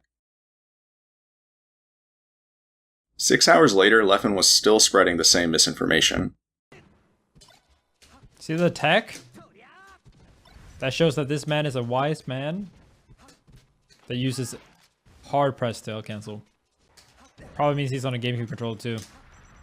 Since most of the box players seem to think that hard press is bad. This time, another box moderator named Altimore went into Leffen's chat to try to stop the bleeding. Altimore pointed out that what Leffen had just said didn't make sense, since you can always analog L cancel, then manually tech whenever you want to. You can always manually tech after with Z? Yeah, but it's unergonomic as fuck. Because you have to like press an extra button, and it's really fucking hard. Leffen was unwilling to forfeit the argument, and so he made the ridiculous claim that analog L canceling is worse because it makes you press an extra button to tech, which is unergonomic. Altimore quickly pointed out that this didn't make sense either, as you can easily just press the L button. Altimore added that Leffen's layout is in fact the unergonomic one, as it forces you to shift your wrist between rows in order to analog L cancel. Altimore then explained to Leffen that a big part of the reason digital L cancels are worse is because if you input them during hit lag, you'll get locked out of tech. Like if you do an air and it's 5 frame hit lag and you press L there, and then you can tech 5 frames after the L cancel, it doesn't give you a tech. Leffen had to ask Altimore for clarification about why this tech lockout occurs. Altimore then clarified that when you input a tech during hit lag, the game interprets it as you inputting a tech multiple times, which causes a lockout. Take a look at how Leffen responded. Why would that not give you a tech though? If you're saying that you can't get a tech if you mash,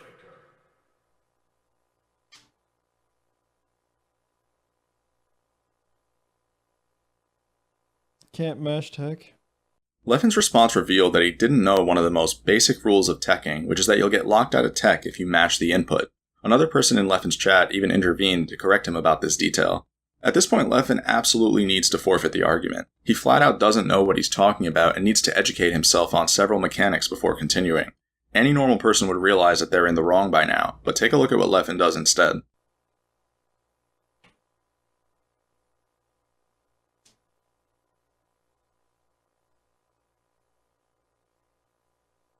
But yeah, exactly. But that means you're landing the move. I don't get it.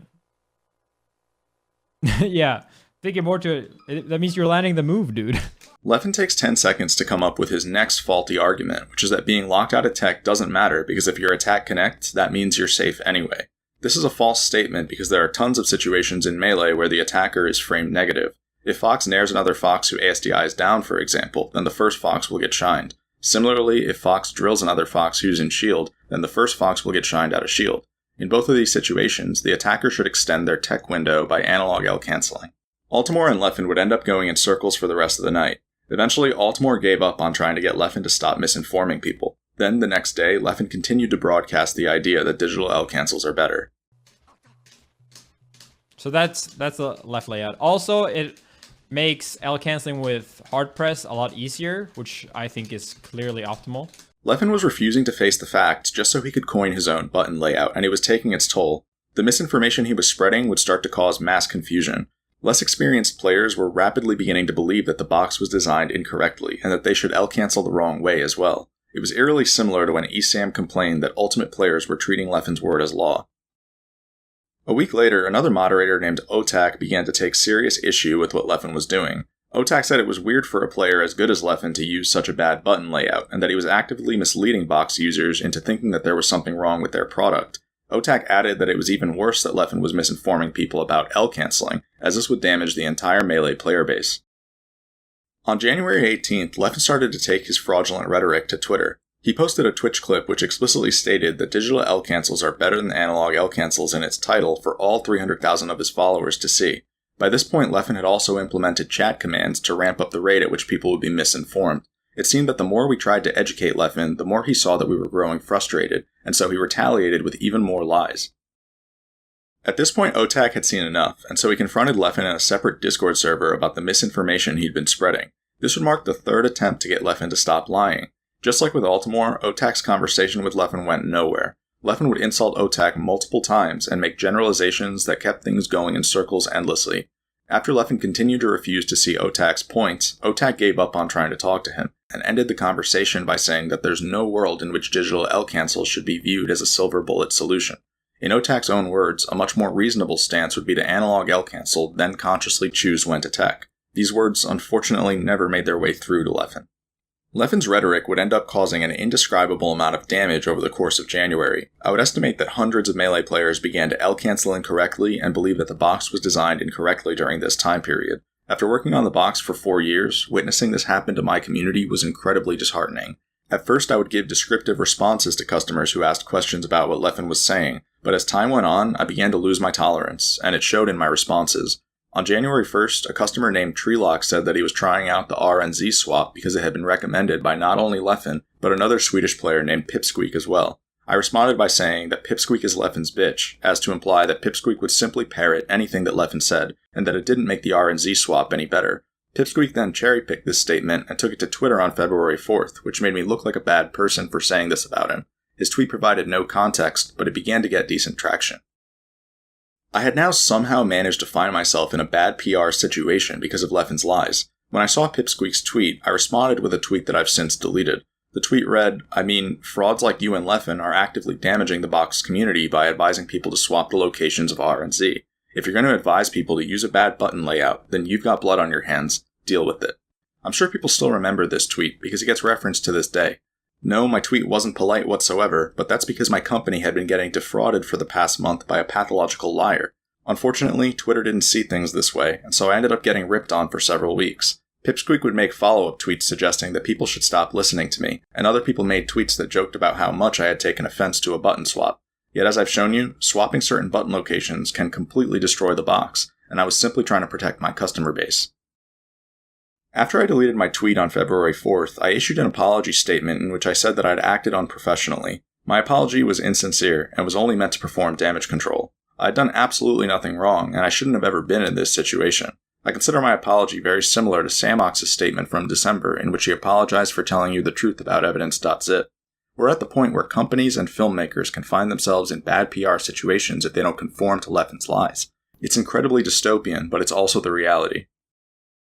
After seeing me end up in a bad PR situation, Otak actually quit the Melee community that same night.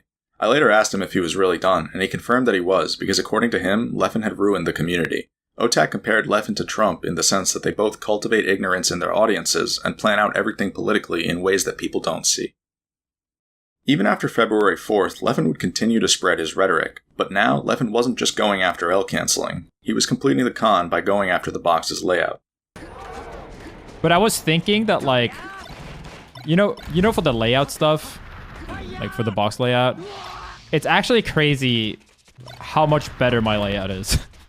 The more I play and the more I think about things, the more I realize, like, how bad the default one is. Remember when I said that if Leffen were to throw a narcissistic tantrum like this one nowadays, it would cause serious problems? Now you know that I wasn't kidding. Leffen chose to set up his stream every day and knowingly lie about game mechanics in a way that would damage my company's customer base and PR. I even ended up having to make a YouTube video to debunk the lies he was spreading, but it's not like my video undid nearly all of the damage. After I made my video, Axe contacted me in private to thank me for making it. He said that he didn't know why so many people had been L-canceling the wrong way lately, so I told him it was because Leffen had been lying to people. He lied to people day after day after day, and abused the fact that a lie told often enough becomes the truth.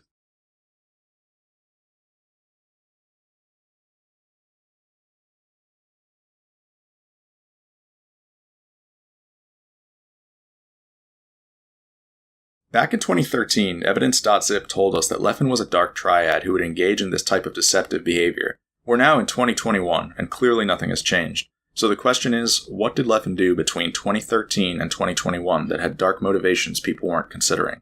As it turns out, he did a lot.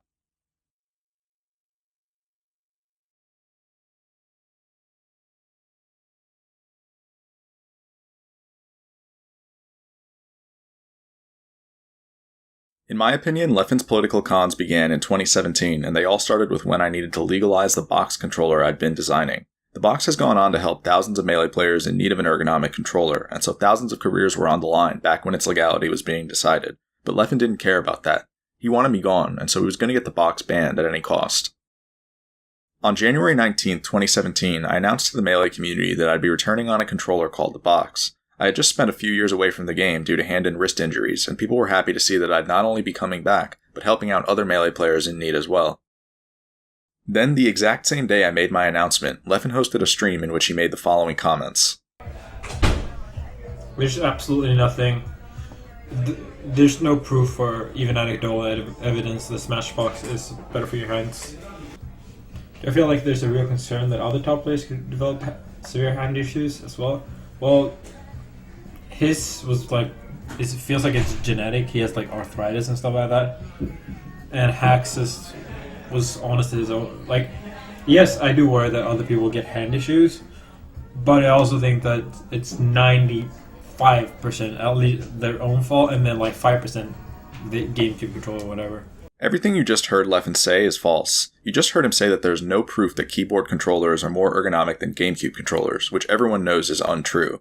He also lied about my hand injuries by claiming that I have genetic arthritis, which I don't. I have osteoarthritis, which is from wear and tear.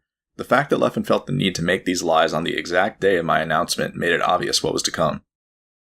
2 months later, I would encounter Leffen at Summit 4, which took place between March 2nd and 5th, 2017. When I first got to the venue, I saw SFAT, PewPew, Ice, and Leffen playing teams, so I said hi to all of them. Then, within 5 minutes of my arrival, Leffen got up and asked me to speak with him about the box, so I obliged. Him and I then went into a different room. My conversation with Leffen would end up being an interrogation in which he tried to get me to commit to certain lines of logic about how the box would be legalized. Leffen kept asking me questions about GameCube controller mods and in-game mechanics that the box's legality might affect. A week after I got home from Summit, Leffen began to flood Twitter with misrepresentations of everything I had told him. He even spread these misrepresentations to TOs such as Jabali and Mr. Wizard to try to reach a ban verdict as quickly as possible. When people asked Leffen what I thought about his tweets, he would clarify that I was in agreement with him, which wasn't true. And so I told Leffen that he was acting maliciously by putting words in my mouth. This was when things got even weirder. Leffen clarified that he had no malicious intent, but that he had made contact with the engineer who I was working with at the time.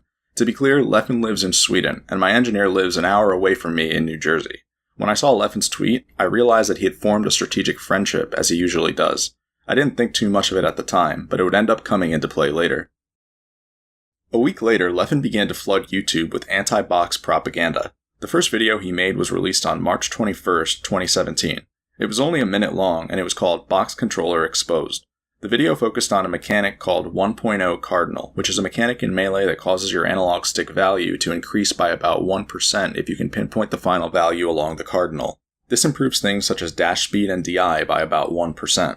Since the box is a digital controller, it can pinpoint this value every time, whereas GameCube controllers may struggle to do so. That being said, 1.0 Cardinal is a touchy subject, and it's easy to misconstrue certain things about it through the use of crafty language. It also affects up or down. This also affects airspeed. It also affects even the smash DI and normal DI. So you can literally DI further on a keyboard or a digital input. Do what you will with this information. Leffen's video is incredibly disingenuous for several reasons, but the public didn't realize this. For one, the fact that Leffen's video is only a minute long and ends with "do what you will with this information" means it isn't intended to educate people, but to spread fear. There are several arguments Leffen's video doesn't mention, such as the fact that 1.0 is a microscopic advantage that would never warrant banning a controller. Then there's the fact that some GameCube controllers are way better than others at pinpointing 1.0 due to hardware differences, yet those controllers aren't banned. There's also the fact that 1.0 should be fixed on UCF, at which point it isn't even a discussion anymore. Leffen's video wasn't intended to be truthful about any of these things. The very next day, Leffen followed up with another video called Digital Input DI Meta Incoming. What Leffen shows in this video is that if Peach upthrows Fox and he DIs away with 1.0, he will escape her down smash, which he can't do with the value before that. But what Leffen doesn't show you is that this is only true at exactly 0%. Starting at 1%, the value before 1.0 is enough to get Fox out of this combo. Another thing Leffen doesn't show you is that even when Peach upthrows Fox at 0%, she still needs a frame-perfect down smash input in order to hit Fox on the frame before he lands. If Peach is even a frame late, then her down smash will miss. This means that what Leffen shows in his video is practically irrelevant because it needs not one, but two very precise conditionals. Releasing these types of deceptive videos when my career was on the line wasn't a joke, but Leffen's intention wasn't to be honest. It was identical to when you saw him lie about L-canceling for political purposes earlier this year. 2 days later, a tournament called Royal Flush announced that I'd be competing at their upcoming event. Royal Flush had invited me to play on the box, and so I accepted. However, within 2 hours of Royal Flush announcing that I'd be in attendance, Leffen hounded the TOs about redoing their controller rule set. This caused Royal Flush to rescind their invite. When Royal Flush rescinded their invite, I didn't care too much, as my engineer and I were mostly focused on a separate project at the time. Our separate project was called the Arduino. This was an electrical mod that gave the GameCube controller improved capabilities such as dashback, shield drop, and 1.0. While it isn't talked about too much anymore, the Arduino is largely what paved the way for UCF. Even though I was banned from competing in Royal Flush, I was still going to go so that I could see people demo the Arduino for the first time. What I didn't know is that while I was working on the Arduino, Leffen had secretly been making arrangements with my engineer for an Arduino to be given to him at Royal Flush. My engineer had never told me this because he had no idea that Leffen was malicious. However, when I met up with my engineer at Royal Flush, he revealed to me that he'd be giving an Arduino to Leffen later that weekend. Once my engineer told me this, I literally began to shake him by his shoulders. He refused to believe me that we were being sabotaged. I still remember my engineer saying, "I'm sure he just wants to try it out," as if Leffen was just another customer. I had to make it clear to my engineer that he didn't know who the fuck he was dealing with. I then forced him to give me the Arduino back. The strategy Leffen employed here is called triangulation, also known as divide and conquer. This is a manipulation tactic that works by infiltrating a social circle as a third party who disrupts communications. Triangulation can be used to engineer rivalry between people or create confusion, which is what you just saw. We've already seen Leffen triangulate multiple times throughout this video, but this was probably his most strategic one yet, as it brought him close to seizing a device that played a role in legalizing the box. Later that day at Royal Flush, I found myself sitting next to Leffen in the Friendlies room. Armada, Mike Hayes, and Captain Smuckers were there as well. Between everything Leffen was doing, I had begun to reach my limits. I confronted Leffen about the fact that he'd been pumping out propaganda on YouTube, but the moment I did this, he started screaming belligerently to muffle my voice. Leffen then ripped his controller out of the setup he was playing at and started to walk toward the exit door as to avoid having the conversation with me. This got me heated since it showed that Leffen's only goal was to spread lies on social media, and so I screamed back at him to let him know that I knew exactly what he was doing. Leffen later retold this story as though I'd screamed at him for no reason, which has tricked people into thinking that I'm harassive toward Leffen. The same exact day, Leffen had the audacity to come back into the Friendlies room to ask me if he could have the Arduino. He'd found out that I'd taken it away from my engineer, and so he approached me with a smile and a polite voice. When Leffen did this, I told him to fuck off.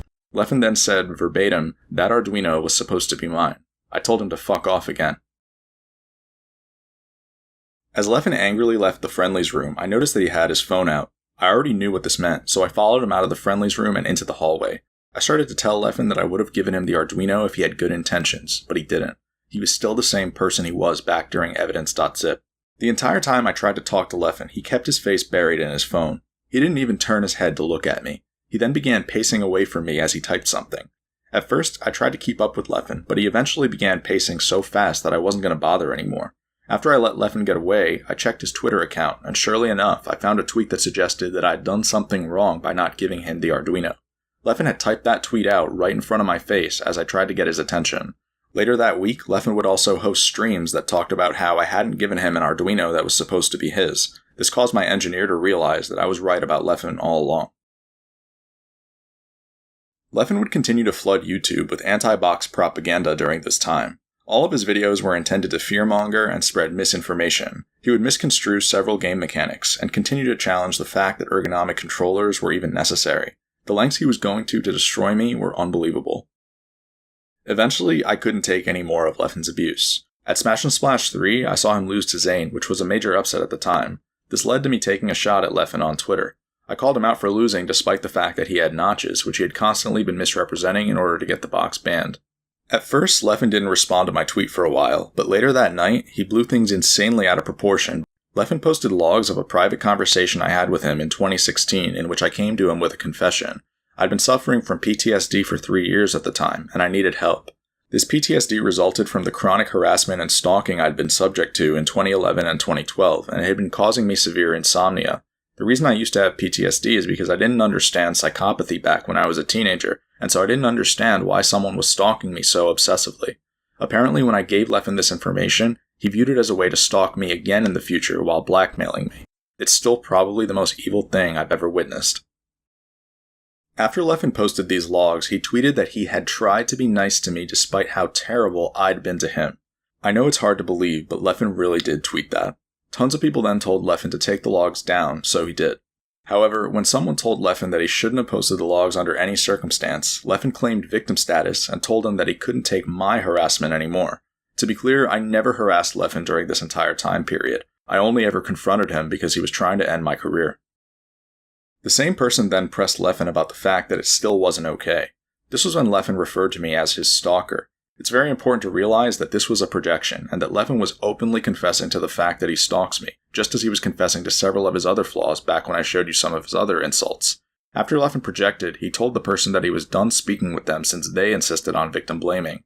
This interaction shows exactly why Evidence.zip urged the reader to understand that Leffen will always claim victim status, and that they need to be able to see through it. Less than a week after this all happened, I released my Arduino project to the general public. Leffen tweeted within a few hours to encourage people not to trust me, and to view my work as if it was research funded by a cigarette company. When I released lengthy box documentation a year later, Leffen made the exact same tweet. Ironically, my box documentation contained nothing but factual information. There was even a long chapter on 1.0 Cardinal, the mechanic that Leffen had spread propaganda about in order to get the box banned. If not for Leffen, I never would have had to write this chapter, but I needed to debunk all the lies he'd been spreading. Leffen ultimately failed to ban the box, but his intentions were clear the whole way through. He wanted to remove me from the community at any cost, even if it meant banning a controller that thousands of people would end up needing. Looking back at it, Leffen's success would have been catastrophic. It would have cost so many players their careers. Between all the cons Leffen's launched at me, there's been a common denominator. He doesn't give a shit about this community. When Leffen wants to defraud someone, he will do it no matter how much collateral damage it causes. So far, you've seen him overrun a free tournament series, teach people to L-cancel the wrong way, and convince people to desecrate their ergonomic controllers. 4 years prior to that, he tried to deny people the right to even use an ergonomic controller in the first place through blackmail and propaganda. Leffen was the only beneficiary in all of these situations. At this point, one of the biggest mysteries is surely how Leffen ever managed to attain hero status within the Smash community. He's done absolutely nothing heroic this far in the video, yet he somehow made people think this to be true of him. The way Leffen achieved hero status was through a series of political cons that would take place over the course of the next 3 years. This is because narcissists will strategically claim victim status and hero status in order to get ahead. Victim status, which you've already seen Leffen claim, allows the narcissist to evade accountability, while hero status allows the narcissist to mobilize people underneath them. But to obtain hero status, the narcissist must create a common enemy, which often comes at the expense of innocent people.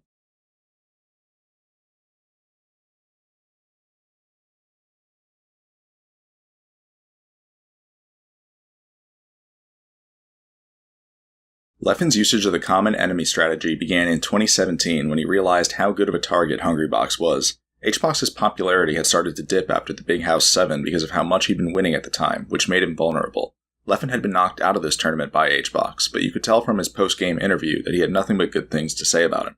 Lacked focus, and in those moments, I just died every time, especially against Hungrybox. I played well overall, but then during edge cards and like when he just approached me with Pound, I would just like let up for a second, and then he destroys you. He's really amazing at like noticing your weak points and just instantly killing you for it. Yeah, he's like real. Dude's reactions are crazy. Yeah. It's like there was one moment you just like did like a spot dodge. People still seem to think that the Leffen HBox beef was just some run-of-the-mill beef, but there was so much more to it than that.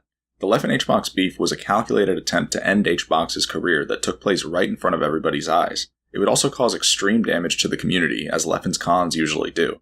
I was able to recognize that all of this would happen from the start, having been on Leffen's hit list for years. The problem was that nobody else did. What you need to know is that high mocks like Leffen are opportunists who recognize that the right circumstances need to be there before they can pounce on someone. You saw this earlier when Leffen pounced on the box's legality after years of lying in wait. As for the Leffen HBox beef, what happened here was Leffen decided that if he couldn't beat HBox, then a viable way to dispose of him was to destroy his reputation and push him out of the community. Most people would never consider such an immoral strategy, but the Machiavellian viewpoint is different. HBox's dip in popularity would allow Leffen to inflict serious mental damage by convincing people that he was the enemy. This would also heroize Leffen in addition to increasing his market share. From Leffen's perspective, it was arguably better than doing things the normal way.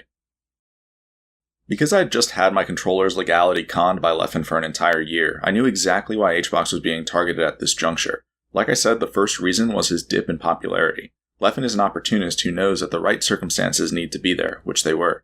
The second reason was envy. Just as Leffen never liked me because of the fact that I had respected Melee opinions, he couldn't stand the fact that HBox was in his way. And lastly, the third reason was blackmail. Leffen had been blackmailing people ever since the days of Evidence.zip, and we all saw how he blackmailed me during the box legality process. In this case, Leffen's blackmail was the little-known fact that HBox had cheated on his girlfriend. Everyone would find out about this a few years later, but at the time, not too many people knew about it, and we can assume HBox would have preferred to keep things that way. A few weeks after the Big House 7, Leffen's con began when he abruptly decided that HBox was killing Melee. The same person who called Leffen out just a few months earlier for blackmailing me pointed out how much of a U-turn this was from everything Leffen had said about HBox in the past, including during Leffen's Big House 7 interview. I quickly saw how personal things were getting when Leffen tweeted that HBox is a miserable person and that everyone has a story of HBox being shitty toward them just a few days later. Leffen obviously had no business saying these things given how he's treated people, but by now you should know that there's no consistency among the things that Leffen says. Furthermore, neither of Leffen's statements about HBox were true. Having been a part of Evidence.zip, I started to become very worried about where this was headed. A few days after Leffen's tweets, the tournament Summit 5 was held in California. Leffen, HBox, and I were all in attendance at this tournament. HBox has been a close friend of mine for many years, so I confronted Leffen on the very first day of Summit 5 to try to defuse their beef, but it was no use. I knew that HBox was being blackmailed, so I repeatedly told Leffen that HBox's sex life wasn't his business. I also made it clear to Leffen that HBox wasn't the only person guilty of cheating, and that Leffen would be a hypocrite if he continued to go after HBox specifically. Leffen blatantly didn't care about any of this. He spoke to me in a deadpan expression the entire time, and gave me responses that kept the conversation going in circles. I left Summit 5 knowing that Leffen was dead set on ruining HBox. As soon as we all got home from Summit 5, Leffen continued to spread rumors about HBox and misrepresent the way other pro players viewed him. When HBox got fed up and defended himself, Leffen immediately signaled to him that he was being blackmailed. This blackmail would keep HBox silent for the remainder of the feud. In December 2017, Leffen posted a video of himself stabbing a pancake that had a green Jigglypuff drawn on it. This video tells you that Leffen desperately wanted to get rid of HBox. It's identical to when he bought a red Adidas shirt shortly after losing to me at Genesis. Stalking and smear campaigning represents the highest level of desperation on the psychopath's end, and it's exactly what Leffen did in both of these situations. A month later, Leffen released propaganda in the form of a video called One of the Many Reasons to Dislike HBox. The video depicted HBox as the devil and received about 400,000 views. Unfortunately, not nearly enough people realized how malicious this video was. Within the video, an up-and-coming player named Snowy tells a story about how HBox had been rude to him when they met. Leffen sits next to Snowy and encourages him to keep going as he tells his story. Met him. Yeah, the first time I met him, I asked him for a best of $5, Puff Ditto, and when he found out that I was a Puff, he went his secondaries, he took 2 games, and then after the second game he was like, alright, I don't want to keep playing, and he takes my money, he walks away, and I was wearing the HBox shirt that he made, like the one with the cube. No! Yeah, and he says to me, nice shirt, and he leaves. It was... Are you? No, there's no way. Yeah, no. I had my friend there. I can. My friend will be here tomorrow. You'll know. Like it was Dude, this is like a villain story. No. Guys, join the resistance. Not only is the thought of Leffen accusing anyone of being mean toward new players comical, but if you actually look into how Leffen treated Snowy behind the scenes, it becomes clear that Snowy was used. On July 19, 2018, Leffen referred to Snowy as his slave, and on February 7, 2019, Leffen looked to silence Snowy for speaking positively about Jigglypuff. When Snowy tried to defend himself, Leffen accused Snowy of lying. Snowy could also be seen begging Leffen to not influence the community to ban his character. I would end up meeting Snowy at a tournament called Don't Park on the Grass that took place at the end of 2018. I talked to Snowy about the video he starred in, and he told me that he never really meant what he said about HBox. Snowy was mostly starstruck by the chance to hang out with Leffen, and wanted to impress him. Snowy also told me that Leffen was highly abusive toward him, and would repeatedly call him retarded off camera. When I asked Snowy why he would take Leffen's abuse, he told me that being friends with Leffen gave him opportunities, and that it let him talk to other top players in the scene. There's a term called flying monkeys, also known as abuse by proxy, that describes everything you just witnessed. Abuse by proxy is when a narcissistic abuser exploits another person to carry out their agenda, such as launching a smear campaign. Snowy was valuable for Leffen in this case because he gave credibility to Leffen's smear campaign, but after that, he wasn't needed. The reality is that narcissists don't value their proxies as human beings whatsoever, and will typically dump them after there's no longer a good reason to maintain the relationship. As you can tell by now, the Leffen HBox situation never made any sense. It was pot calling the kettle black. The most malicious person in the entire community had made up a narrative that someone else was an abuser, and people believed it. As 2018 went on, Leffen continued to do things like censor HBox's name in his Twitch chat and misrepresent their in-person interactions. When Leffen claimed that HBox begged him to be unblocked on Twitter, for example, I happen to know that HBox politely asked Leffen to settle their beef. Leffen then went and rephrased this in the most vindictive way possible. And tell me about the set history between these two, Scar. So Leffen versus HBox has actually been, they have had a long rivalry, and it's gotten a bit personal at times. It has These gotten guys a do little not bit like personal. each other. They don't, kind of oil and water a little bit. Leffen frequently tweets about, you know, such and such, like, I can't believe this terrible human being. He doesn't say terrible, you know, player. He says terrible human being. Yeah. It's gotten to that level. It's gotten to that level. Is killing the game that I love. You know, Leffen's maybe a little bit melodramatic about it, but maybe you know. a little, but that's what we like about him.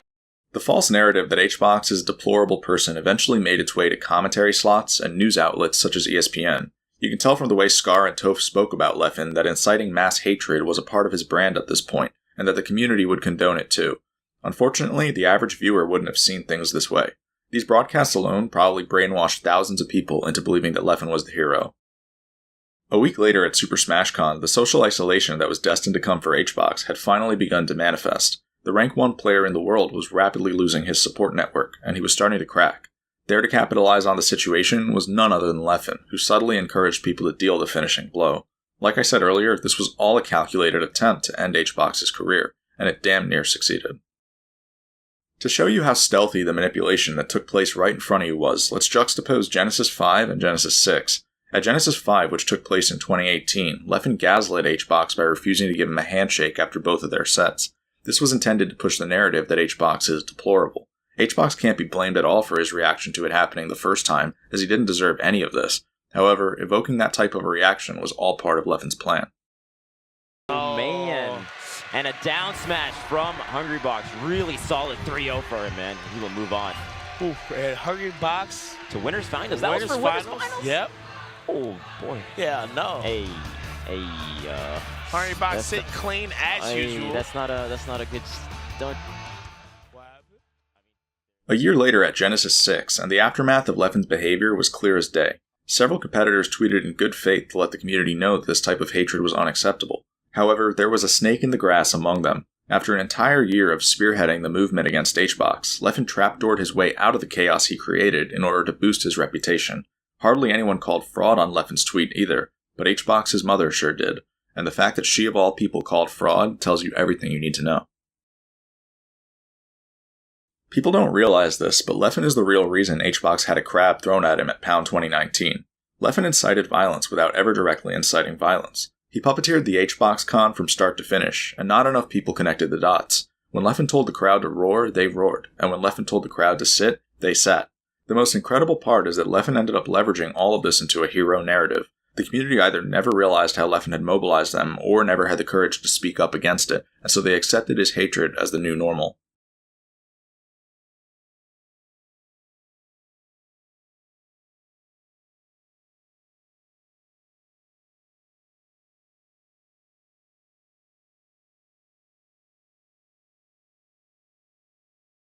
Years of Research is probably the con I'll catch the most flack for defending, but there's so much worth talking about here in terms of political angles that were never considered. When people look back at Years of Research, they don't seem to remember it correctly, so I want to share a different perspective. On December 7, 2018, a new Smash title would come out, which presented Leffen with yet another huge opportunity. Realizing how easy it had been to craft a hero narrative within the Melee community, Leffen would now repeat the process within the Ultimate community. Any other content creator would have simply created content to profit off the release of a new Smash title, but Leffen is always willing to take things a step further, and so what he needed was a new hero narrative. Because hero narratives always come at someone else's downfall, Leffen needed to pick a target. You're absolutely not supposed to say what I'm about to tell you, but Salem was conned by Leffen. I discussed this with Mutaking last year, and he agreed. The problem was that Salem went on to say things about the Melee community that couldn't be defended, as M2K put it. M2K and I agreed that Salem was just a nerd who'd been bullied, and said things they probably didn't mean. They became part of Leffen's political agenda when Leffen started harassing them about their opinions on Ultimate with the intention of vilifying someone.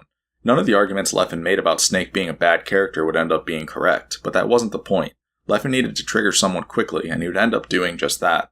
After Salem posted Years of Research, they ended up losing their entire reputation over the course of 2 days.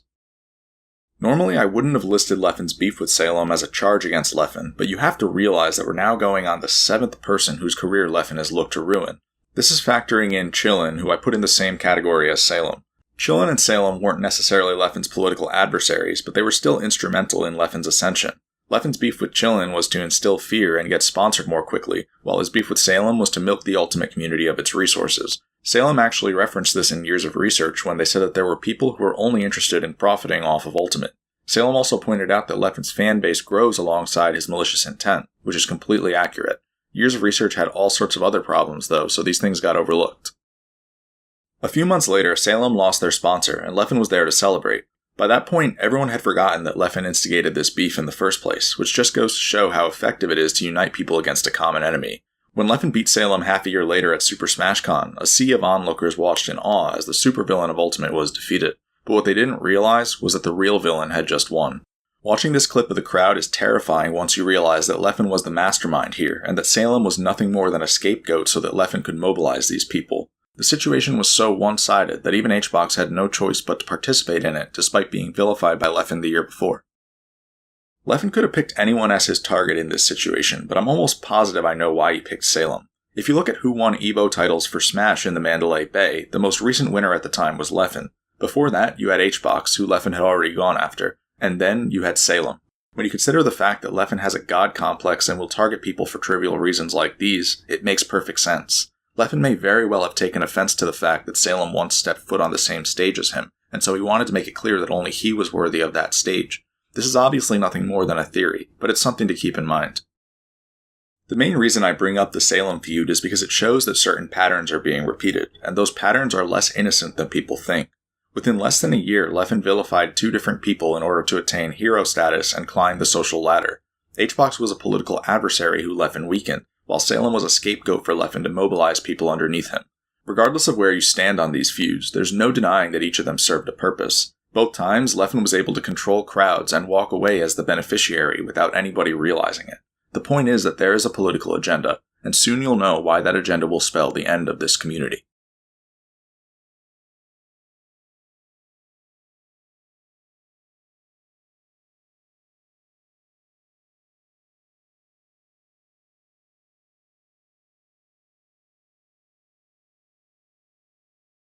Up until now, I've shown you that Leffen will approach every situation with the most profitable political angle he can come up with. He undeniably has a dark triad mentality that believes in exploiting others in order to ascend. But sometimes, exploiting others doesn't mean feuding with people. Depending on the situation, it may be appropriate to become a social justice activist overnight. Following the HBox and Salem feuds, Leffen had begun to transition from a villain to an anti-hero in the eyes of the community. The days of Evidence.zip were over, not that anyone knew what Evidence.zip was to begin with. After saving Smash from 2 separate problems that he created, Leffen was starting to be perceived as a role model, and it couldn't have come at a better time. Last summer, the Smash community witnessed its darkest point when it found out that many of its own were sexual predators. People didn't know what to believe when the victims first started coming out, but before you knew it, the whole world was watching. Unfortunately, if there's anything last summer proved, it's that the Smash community is twice as naive as it thought it was. This is because, just as sexual predators can live among us, the Dark Triad can live among us too. People fail to realize how profitable a Me Too movement is from a business perspective. Most of us would never imagine that someone could be cold enough to view things this way, and that's sadly what allows the Dark Triad to gain the upper hand. The truth is, you should always be skeptical about the people who rush to the podium in these types of situations, especially when you consider how well suited the Dark Triad traits are for it. By taking the helm of a Me Too movement, narcissism is rewarded in the form of worldwide acclaim, psychopathy allows one to remain unemotional throughout the whole process, and Machiavellianism allows one to take advantage of the scattered masses who need a leader. It's the perfect opportunity, but most people would never see it that way. So far, I've explained how Dark Triads strategically claim victim status and hero status in order to manipulate people. There's only one better status to claim than either of these, and it's called virtuous victimhood. This refers to when victim status and hero status are combined. Virtuous victimhood is the strongest signal one can emit because it combines the sympathy of victim status with the admiration of hero status, making it ideal for leeching resources. Virtuous victimhood can't be signaled in every situation, but it can certainly be signaled during a Me Too movement. A Dark Triad is able to emerge as someone who can resonate with victims while also coming across as a leader who victims should stand behind. This is why it was never a matter of if Leffen would show up, but rather a matter of when. Surely enough, Leffen would begin tweeting frequently on June 28th. The tweets he made over the course of the next few weeks gave victims hope and empowerment, and caused him to become the community's beacon. Leffen's actions were showered with praise by community leaders, and not a soul stopped to question his intentions. His ability to take the helm of Me Too so easily despite his dark past made me realize how wide the gap between perception and reality is within this community, and that the situation was worse than I thought. If you listen closely to what Leffen says in this clip that Rishi tweeted, you'll start to realize that something went wrong here. Yeah, I also agree that saying you stan, while I appreciate it if it's about me, I still think it's bad. You should hold me accountable. If I'm not entertaining, if I'm not doing shit like that, then don't fucking follow me. Don't watch me. I'm not your friend. I'm an entertainer. I'm a pro player.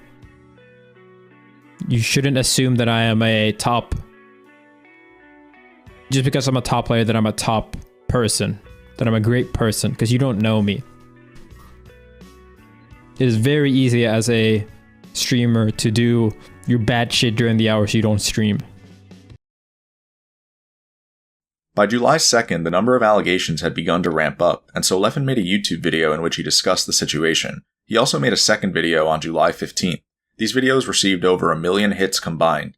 I'll play a couple of quotes from them that I've selected. The people these people hurt don't deserve to just be a summary and just to be like, these people overall have been abused, right? So I'm not going to try to do that here. People know about the Evidence.zip, and although I do not think that that was deserved, like being banned for it, I do definitely agree that I acted like a fucking jerk and that I need to do I need to be much, much better going forward, is what I realized. Some people in this community, whether you like it or not, have some kind of power, whether it's being a top player, a TO, a just community figure, whatever it is. Heck, man, all it seems to take now is that, like,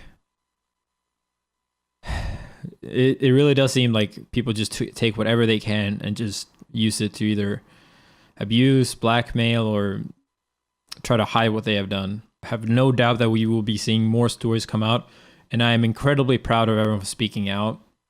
I'm not sure, honestly, that I have always been, I would have been able to speak out on some of this. This is extremely, extremely serious stuff and can do very long, serious mental damage to people. Seeing what these people that I thought, I thought they were my friends, or at least people I knew, do such disgusting things, right? Like, I never could have imagined that they would do such disgusting things.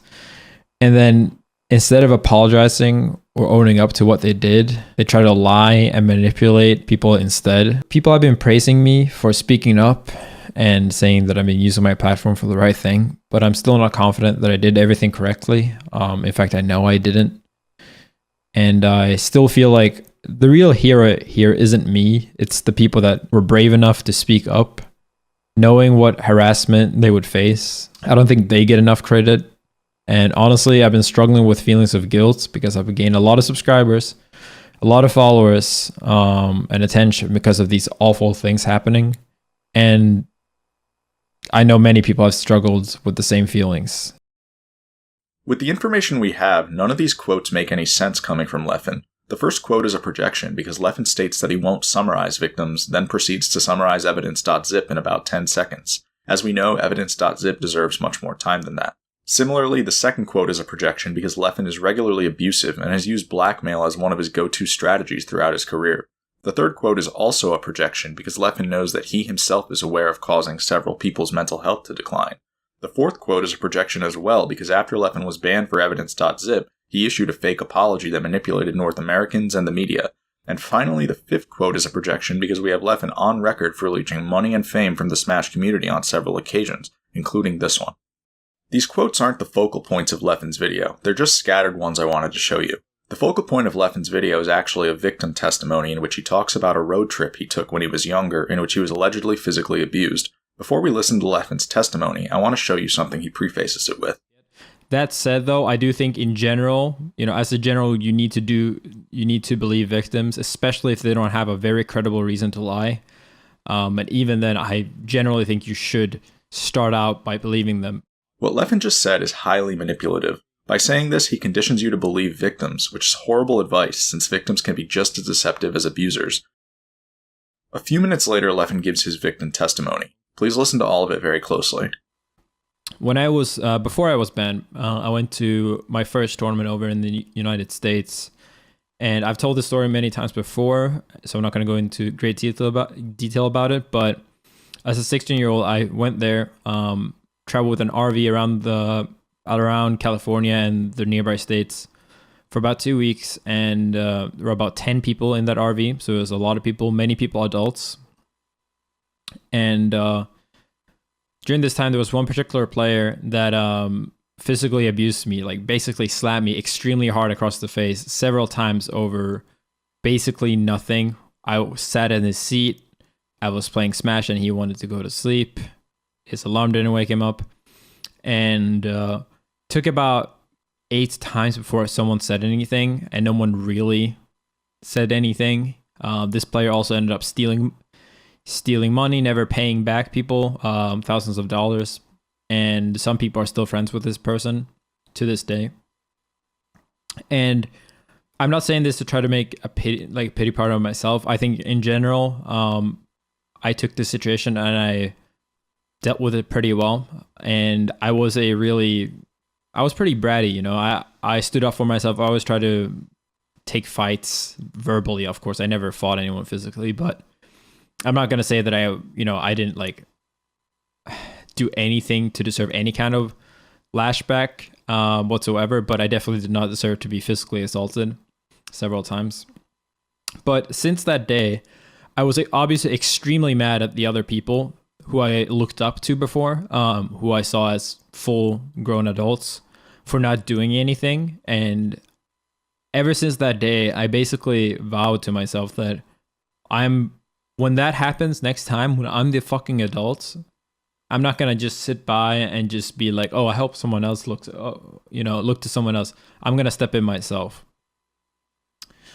and say something. And honestly, I thought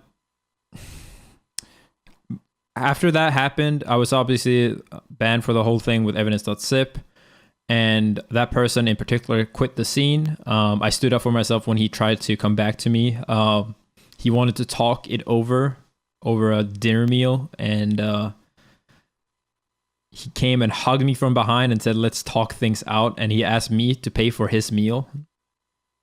Obviously, I just told him to go fuck himself and basically stood up for myself. Before we continue, I want to be clear about one detail within Leffen's testimony. I was playing Smash and he wanted to go to sleep. His alarm didn't wake him up. And took about 8 times before someone said anything, and no one really said anything. In Leffen's video, he states that he was slapped 8 times, but on April 29, 2012, Leffen told this exact same story on Smashboards, and he stated that he was only slapped once. This means that Leffen modified the story in order to make it sound like more of an assault.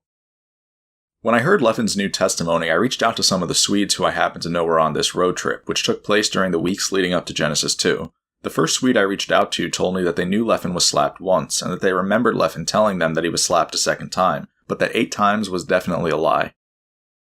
The next Swede I reached out to was Armada. Armada said the exact same thing, which is that a second slap may have happened, but that 8 was clearly a lie. Armada added that Leffen had been telling a botched version of this story 6 to 8 weeks earlier on his stream. The next piece of evidence is a testimony that was written over 8 years ago. Earlier on in this video, I showed you excerpts from Evidence.zip, but I omitted the third Swedish player's testimony. The reason I omitted this testimony is because it's the most important one in Evidence.zip, and I needed to save it for later. This testimony was written by a smasher named C. C is the person who slapped Leffen, and he just so happened to testify about the Genesis 2 road trip. C's testimony is cleanly divided into 6 sections, each with its own title. I'll be showing you his testimony in its entirety.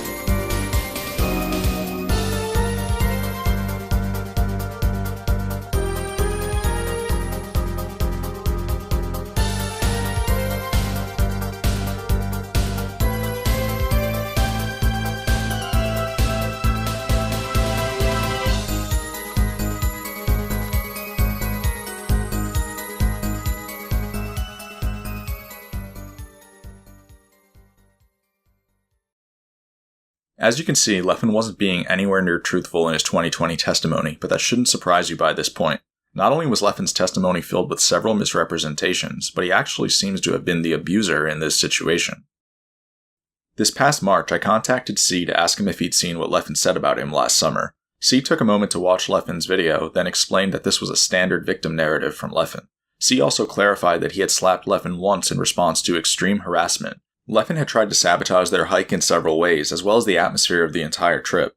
This was after C fought for Leffen to be included on the trip in the first place. While C didn't approve of what he did, he also couldn't say he overreacted, all things considered. C commented that Leffen is highly manipulative and sociopathic when it comes to these things. To add validity to what C is saying, you should know that dark triads will go out of their way to sabotage people's goals, which can include trips and vacations. The way C described Leffen socially isolating him throughout the trip is one-to-one with what this article says. C pointed out that several smaller details within Leffen's testimony were also lies, and that Leffen had been spreading these exact same lies for years. For example, C had borrowed $600 for this trip, which Leffen rephrased as C stealing thousands of dollars. C had also offered to share a pizza with Leffen, which Leffen rephrased as C trying to force Leffen to buy a pizza for him.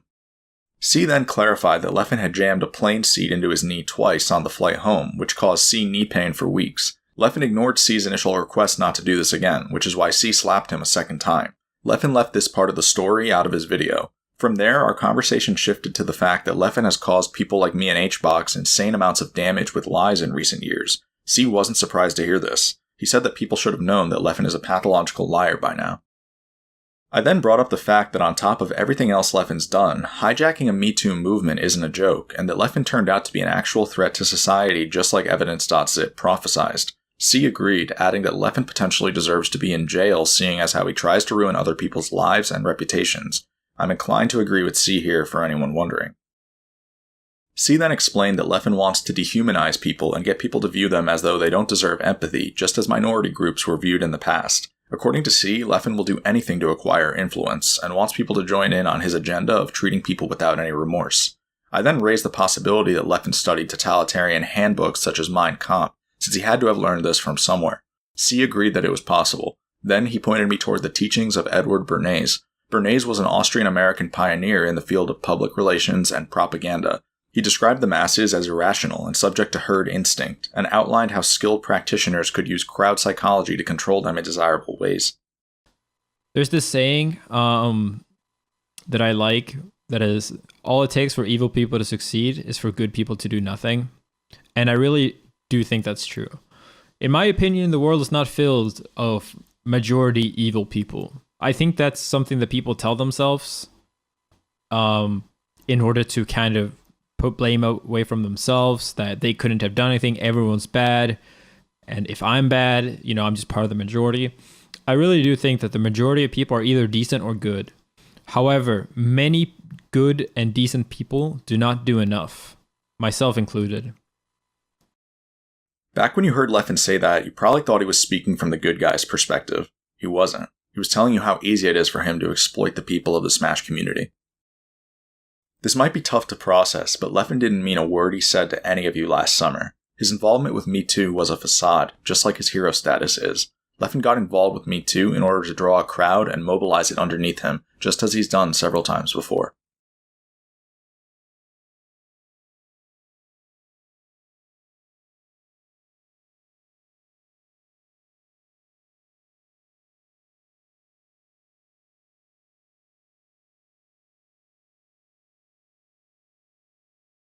The ninth and final charge against Leffen is one that also took place during last summer's Me Too movement. Up until now, I've shown you how a Me Too movement presented Leffen with a golden opportunity for resource transfer. Leffen gained about 15,000 followers in a few days, built massive loyalty with those followers, and made plenty of money along the way. But those weren't the only benefits a Me Too movement presented Leffen with. The ability to implicate other people as sexual predators presented Leffen with a once-in-a-lifetime opportunity for resource drain as well. So far, we've seen Leffen drain 2 of his political adversaries in recent years. Both times, Leffen made it clear that his intention was to end the other person's career in order to secure his footing within the community. This is why when Me Too would end up presenting Leffen with the opportunity to take down the only person left in the community with a larger following than his, he obviously wasn't going to pass it up. Leffen wouldn't just use the Me Too movement to grow his brand, he would also seize control of the community through the elimination of Zero, who had the largest following in Smash prior to being banned. Something I want to be clear about is that this section of the video should be viewed separately from the fact that Zero was deemed guilty. It is simply intended to establish that Leffen was personally invested in Zero's downfall, and that Zero's trial was fraudulently administered. This is obvious based on the fact that Leffen wasn't approaching the Me Too movement with pure intentions, but rather with the dark intention of increasing his market share. At that point, we have to assume that everything Leffen did during the Me Too movement was done with this goal in mind. According to what we know, Jisoo approached Leffen on July 2nd, 2020 for advice about coming forward with her allegations against Zero. This is what it says in Leffen's Twitlonger about the Jisoo and Zero situation, which was posted on the morning of July 3rd. As if this story couldn't get any darker, what Jisoo didn't know is that when she approached Leffen for advice, she approached someone who had not only just hijacked the entire Me Too movement, but would also gladly cancel Zero in the process. Zero was the only person left in the Smash community with a larger following than Leffen, and so the situation had practically fallen into Leffen's lap. These are the types of benefits Leffen was bound to receive after duping the entire community into trusting him. The reason Leffen made his Twitlonger in the first place was because people didn't initially believe Jisoo's allegations. On July 2nd at 8:10 p.m. EST, Jisoo alleged that Zero had shown her hentai when she was 15, but people didn't believe her at first because she didn't provide any evidence. This led to Leffen stepping in the next morning at 5:01 a.m. EST. Leffen's Twitlonger was intended to turn the tide back in Jisoo's favor, but it was riddled with so much manipulative language that I knew Leffen had a vested interest in canceling Zero the moment I read it. I also knew that Zero would end up getting cancelled as soon as I read Leffen's Twitlonger, simply due to how these situations always play out whenever Leffen's involved. Leffen's Twitlonger begins and ends by clarifying that Leffen would like to remain friends with Zero after this is all said and done, and that he simply wants the best for his friend. These statements are blatantly insincere, especially when you consider where they're placed.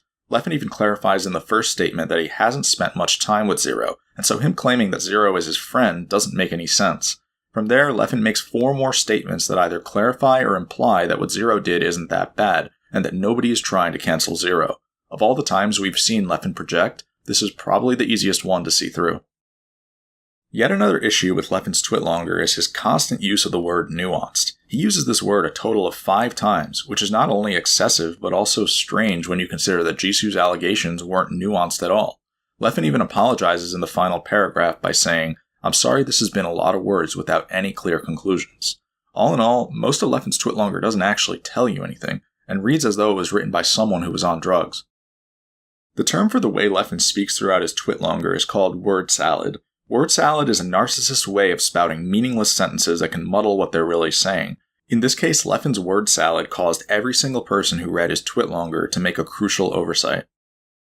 There's only one part of Leffen's Twitlonger that actually matters, and it's a testimony he gives toward the end. Leffen's testimony talks about how he allegedly witnessed Zero sharing hentai with 1 or 2 Japanese smashers in a hotel room at Apex 2013. According to Leffen, this made it more likely that Jisoo's testimony was truthful. There's a problem with Leffen's testimony that I want to highlight. At the time of Apex 2013, Zero was 17 years old. This means that Zero was legally a minor, and so if any of the Japanese players were 18 or older, they'd have been guilty of the same crime Zero would later commit against Jisoo. Zero would end up confirming that the Japanese players in question were in fact older than him. If Zero was a minor at Apex 2013, then why didn't Leffen bother to open a case against the Japanese players who were in the hotel room? Furthermore, why did Leffen phrase his testimony as though Zero was the guilty party in this situation? According to Leffen, Zero is to be blamed regardless of whether he's the minor or not. This is a major loophole in Leffen's logic that no one caught. It proves that he was never actually invested in serving justice to sexual predators. Leffen specifically wanted Zero gone because he was a profitable takedown. The manipulative language and double standard within Leffen's Twitlonger is eerily reminiscent of when he smear campaigned Hungrybox 2 years prior. When Leffen posted the video about HBox that would receive 400,000 views, he assured people that he wanted to keep out of the drama, which obviously wasn't his intention. Leffen also portrayed HBox as being abusive toward a player named Snowy, when Snowy was nothing more than a stepping stone for Leffen to enact his smear campaign. By half a year later, Leffen would be on the verge of fully pushing HBox out of the community. Leffen didn't need half a year to pivot toward his true intentions this time around. Just 17 minutes after Leffen posted his Twitlonger, he was already tweeting in a way that suggested that Zero was a criminal who ought to be cancelled. This would have been perfectly fine if not for the fact that Leffen had just assured us that he wasn't trying to cancel Zero. There was no emotional consistency among anything Leffen was saying or doing. As the days went on, more information would come out, and Leffen would continue to administer Zero's cancellation. On July 4th, Leffen made a particularly brutal tweet in which he leaked DMs of Zero reaching out to him to talk. Many people raised an issue with this tweet, so I want to shed some insight into why it happened. 8 years ago, when C testified for Evidence.zip, he explained that Leffen is a highly sadistic individual who will decline any invitation to speak with his prospects. Leffen will, in fact, misrepresent these invitations on social media as to vilify the other person. We've already seen Leffen do this to multiple people. He did it to C when he claimed that he defended himself from C in his YouTube video. He did it to me when he claimed that I screamed at him for no reason at Royal Flush, and he did it to HBox when he claimed that HBox begged him to be unblocked. With that information in mind, Zero never had a chance of speaking to Leffen in this situation, but Zero didn't know that. Neither did the people on Twitter who watched Leffen leak these DMs, but many of them were still able to gauge that Leffen was acting maliciously. Several people accused Leffen of never meaning what he said when he called Zero his friend, and being personally invested in Zero's downfall. One person wrote that Leffen was prepped to gain a lot financially from the situation, while another wrote, "There's something off about you. I respect you speaking up and standing with the victims, but in this particular case, it seems that you never really liked Zero at all, and you were hoping that something like this would happen." Everyone who took this stance was sadly correct. Several other people expressed that what Leffen was doing could potentially drive Zero to suicide, especially considering that Zero was known to have struggled with depression. Leffen responded to one of them by saying, "Don't you dare put his mental health on me. Mental health is a serious issue, but being depressed is not an excuse to get away with doing bad things." This tweet is ridiculous when you consider that in the fake apology Leffen gave after Evidence.zip, he blamed everything he had done on depression and other similar issues. Just because Leffen included a disclaimer that said he wasn't trying to excuse anything doesn't mean that his intention wasn't to do so. On July 9th, Leffen would make another antagonizing tweet in response to Zero announcing that he was in therapy and looking to better himself. Leffen wanted to make absolutely sure of the fact that Zero was gone for good, no matter what toll his actions took on Zero's mental health. Unsurprisingly, it was later revealed that Zero had entered a suicidal state following the events of last summer. All eyes were on Leffen when this news came out, and so he responded by saying that he wished Zero well. Amazingly, this was all it took for Leffen to take the target off of his back. As someone who's dealt with Leffen firsthand, I need you to know that he would probably prefer if Zero was dead. I say this because back when Leffen blackmailed me about my mental health issues, I remember thinking to myself that there are plenty of people who would have killed themselves in that scenario. Leffen even doubled down 3 years later when Metagame aired by bringing up my issues again as a way of discrediting Evidence.zip. The point is, Leffen has no empathy or remorse, and only made his tweet about Zero to protect himself. One last thing I want to show you is that Leffen would have gladly used Me Too to take out HBox as well. When rumors of HBox allegations began to spread, Leffen quickly implemented chat commands in preparation for them. He wanted to leverage Me Too as hard as possible by not only taking the helm, but also by taking out both of the people whose social media followings rivaled his. All in all, Leffen's actions during the Me Too movement reveal what a snake he really is, and should leave no doubt as to his intentions.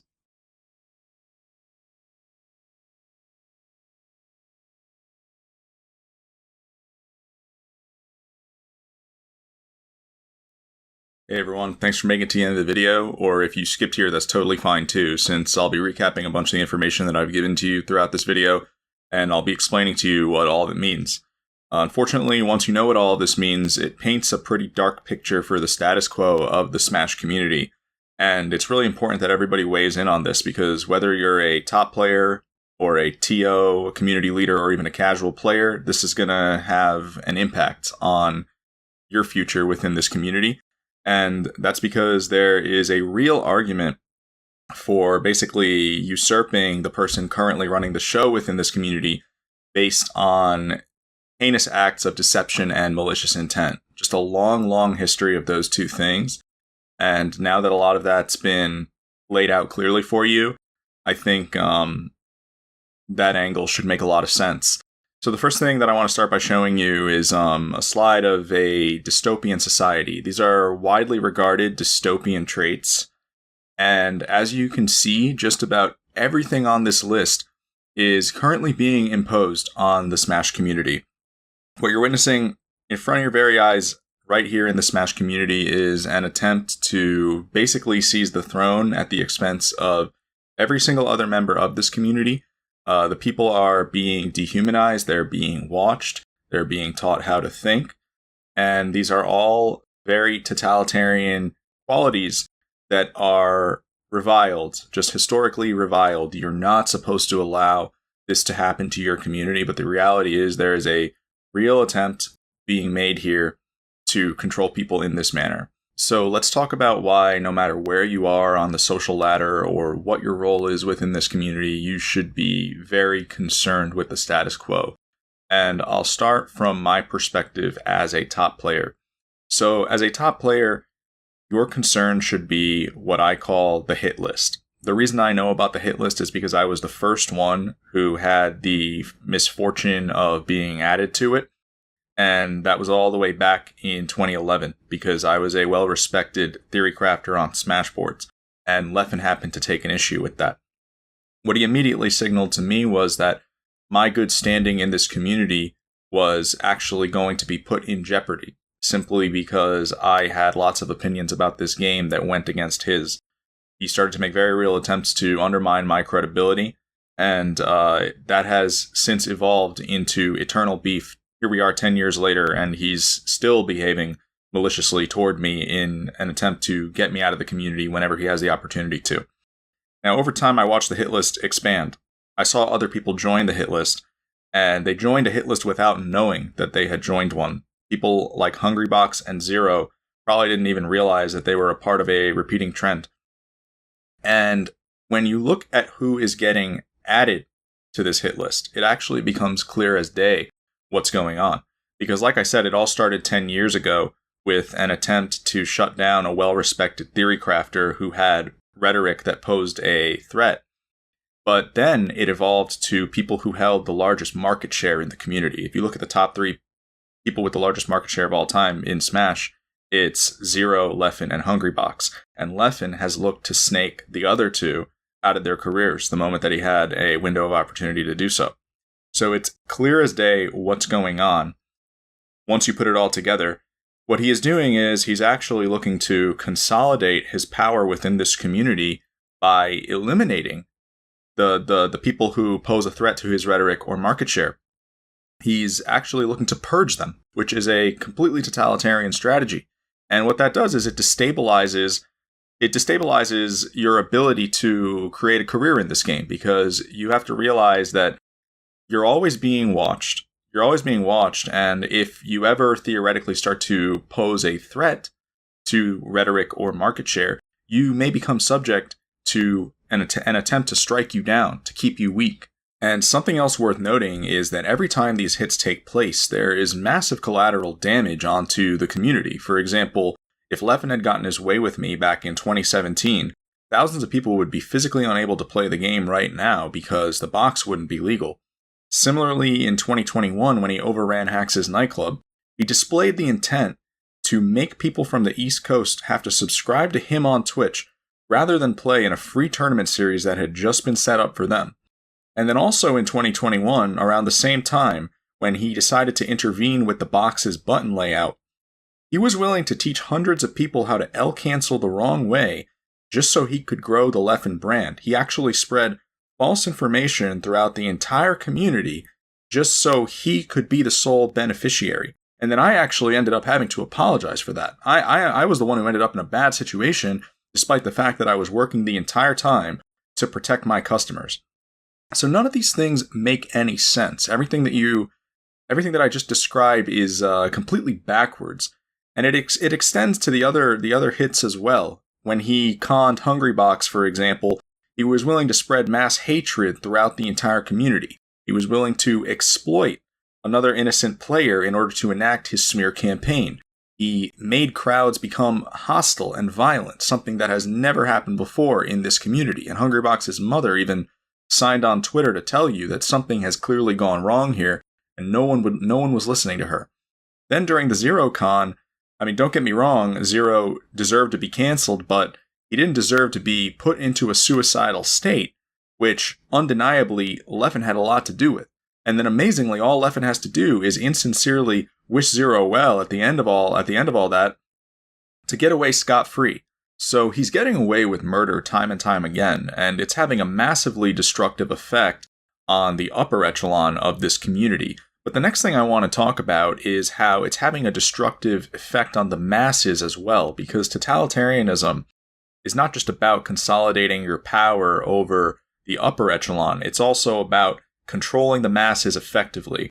And one of the earliest things I showed you in this video was when Esam raised the concern that Leffen seems to have established a culture where his word is to be treated as law. And that is very much so an accurate statement. But I want to explain how this was done, because there is a method to the madness. There are steps that have been followed by practically every totalitarian throughout history. And ultimately, those steps have to do with crowd psychology.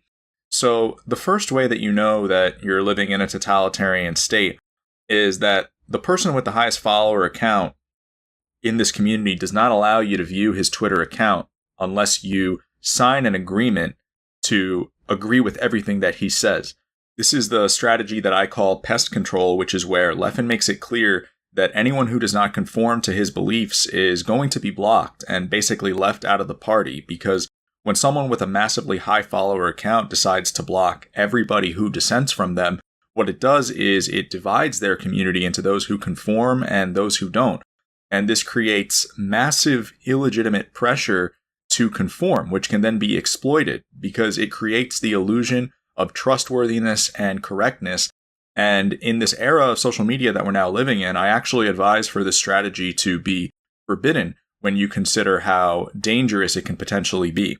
So the first layer of crowd psychology that you're seeing is that Leffen's followers are basically selectively chosen, which is a massive advantage because normally just because someone follows you doesn't mean that they also agree with everything that you have to say. But in Leffen's case, a much higher percentage of his followers are going to automatically agree because they understand that they actually have to. Otherwise, they're not allowed to even follow him. So now, on top of that, there are actually two more layers of crowd psychology that are pressuring people to conform even further.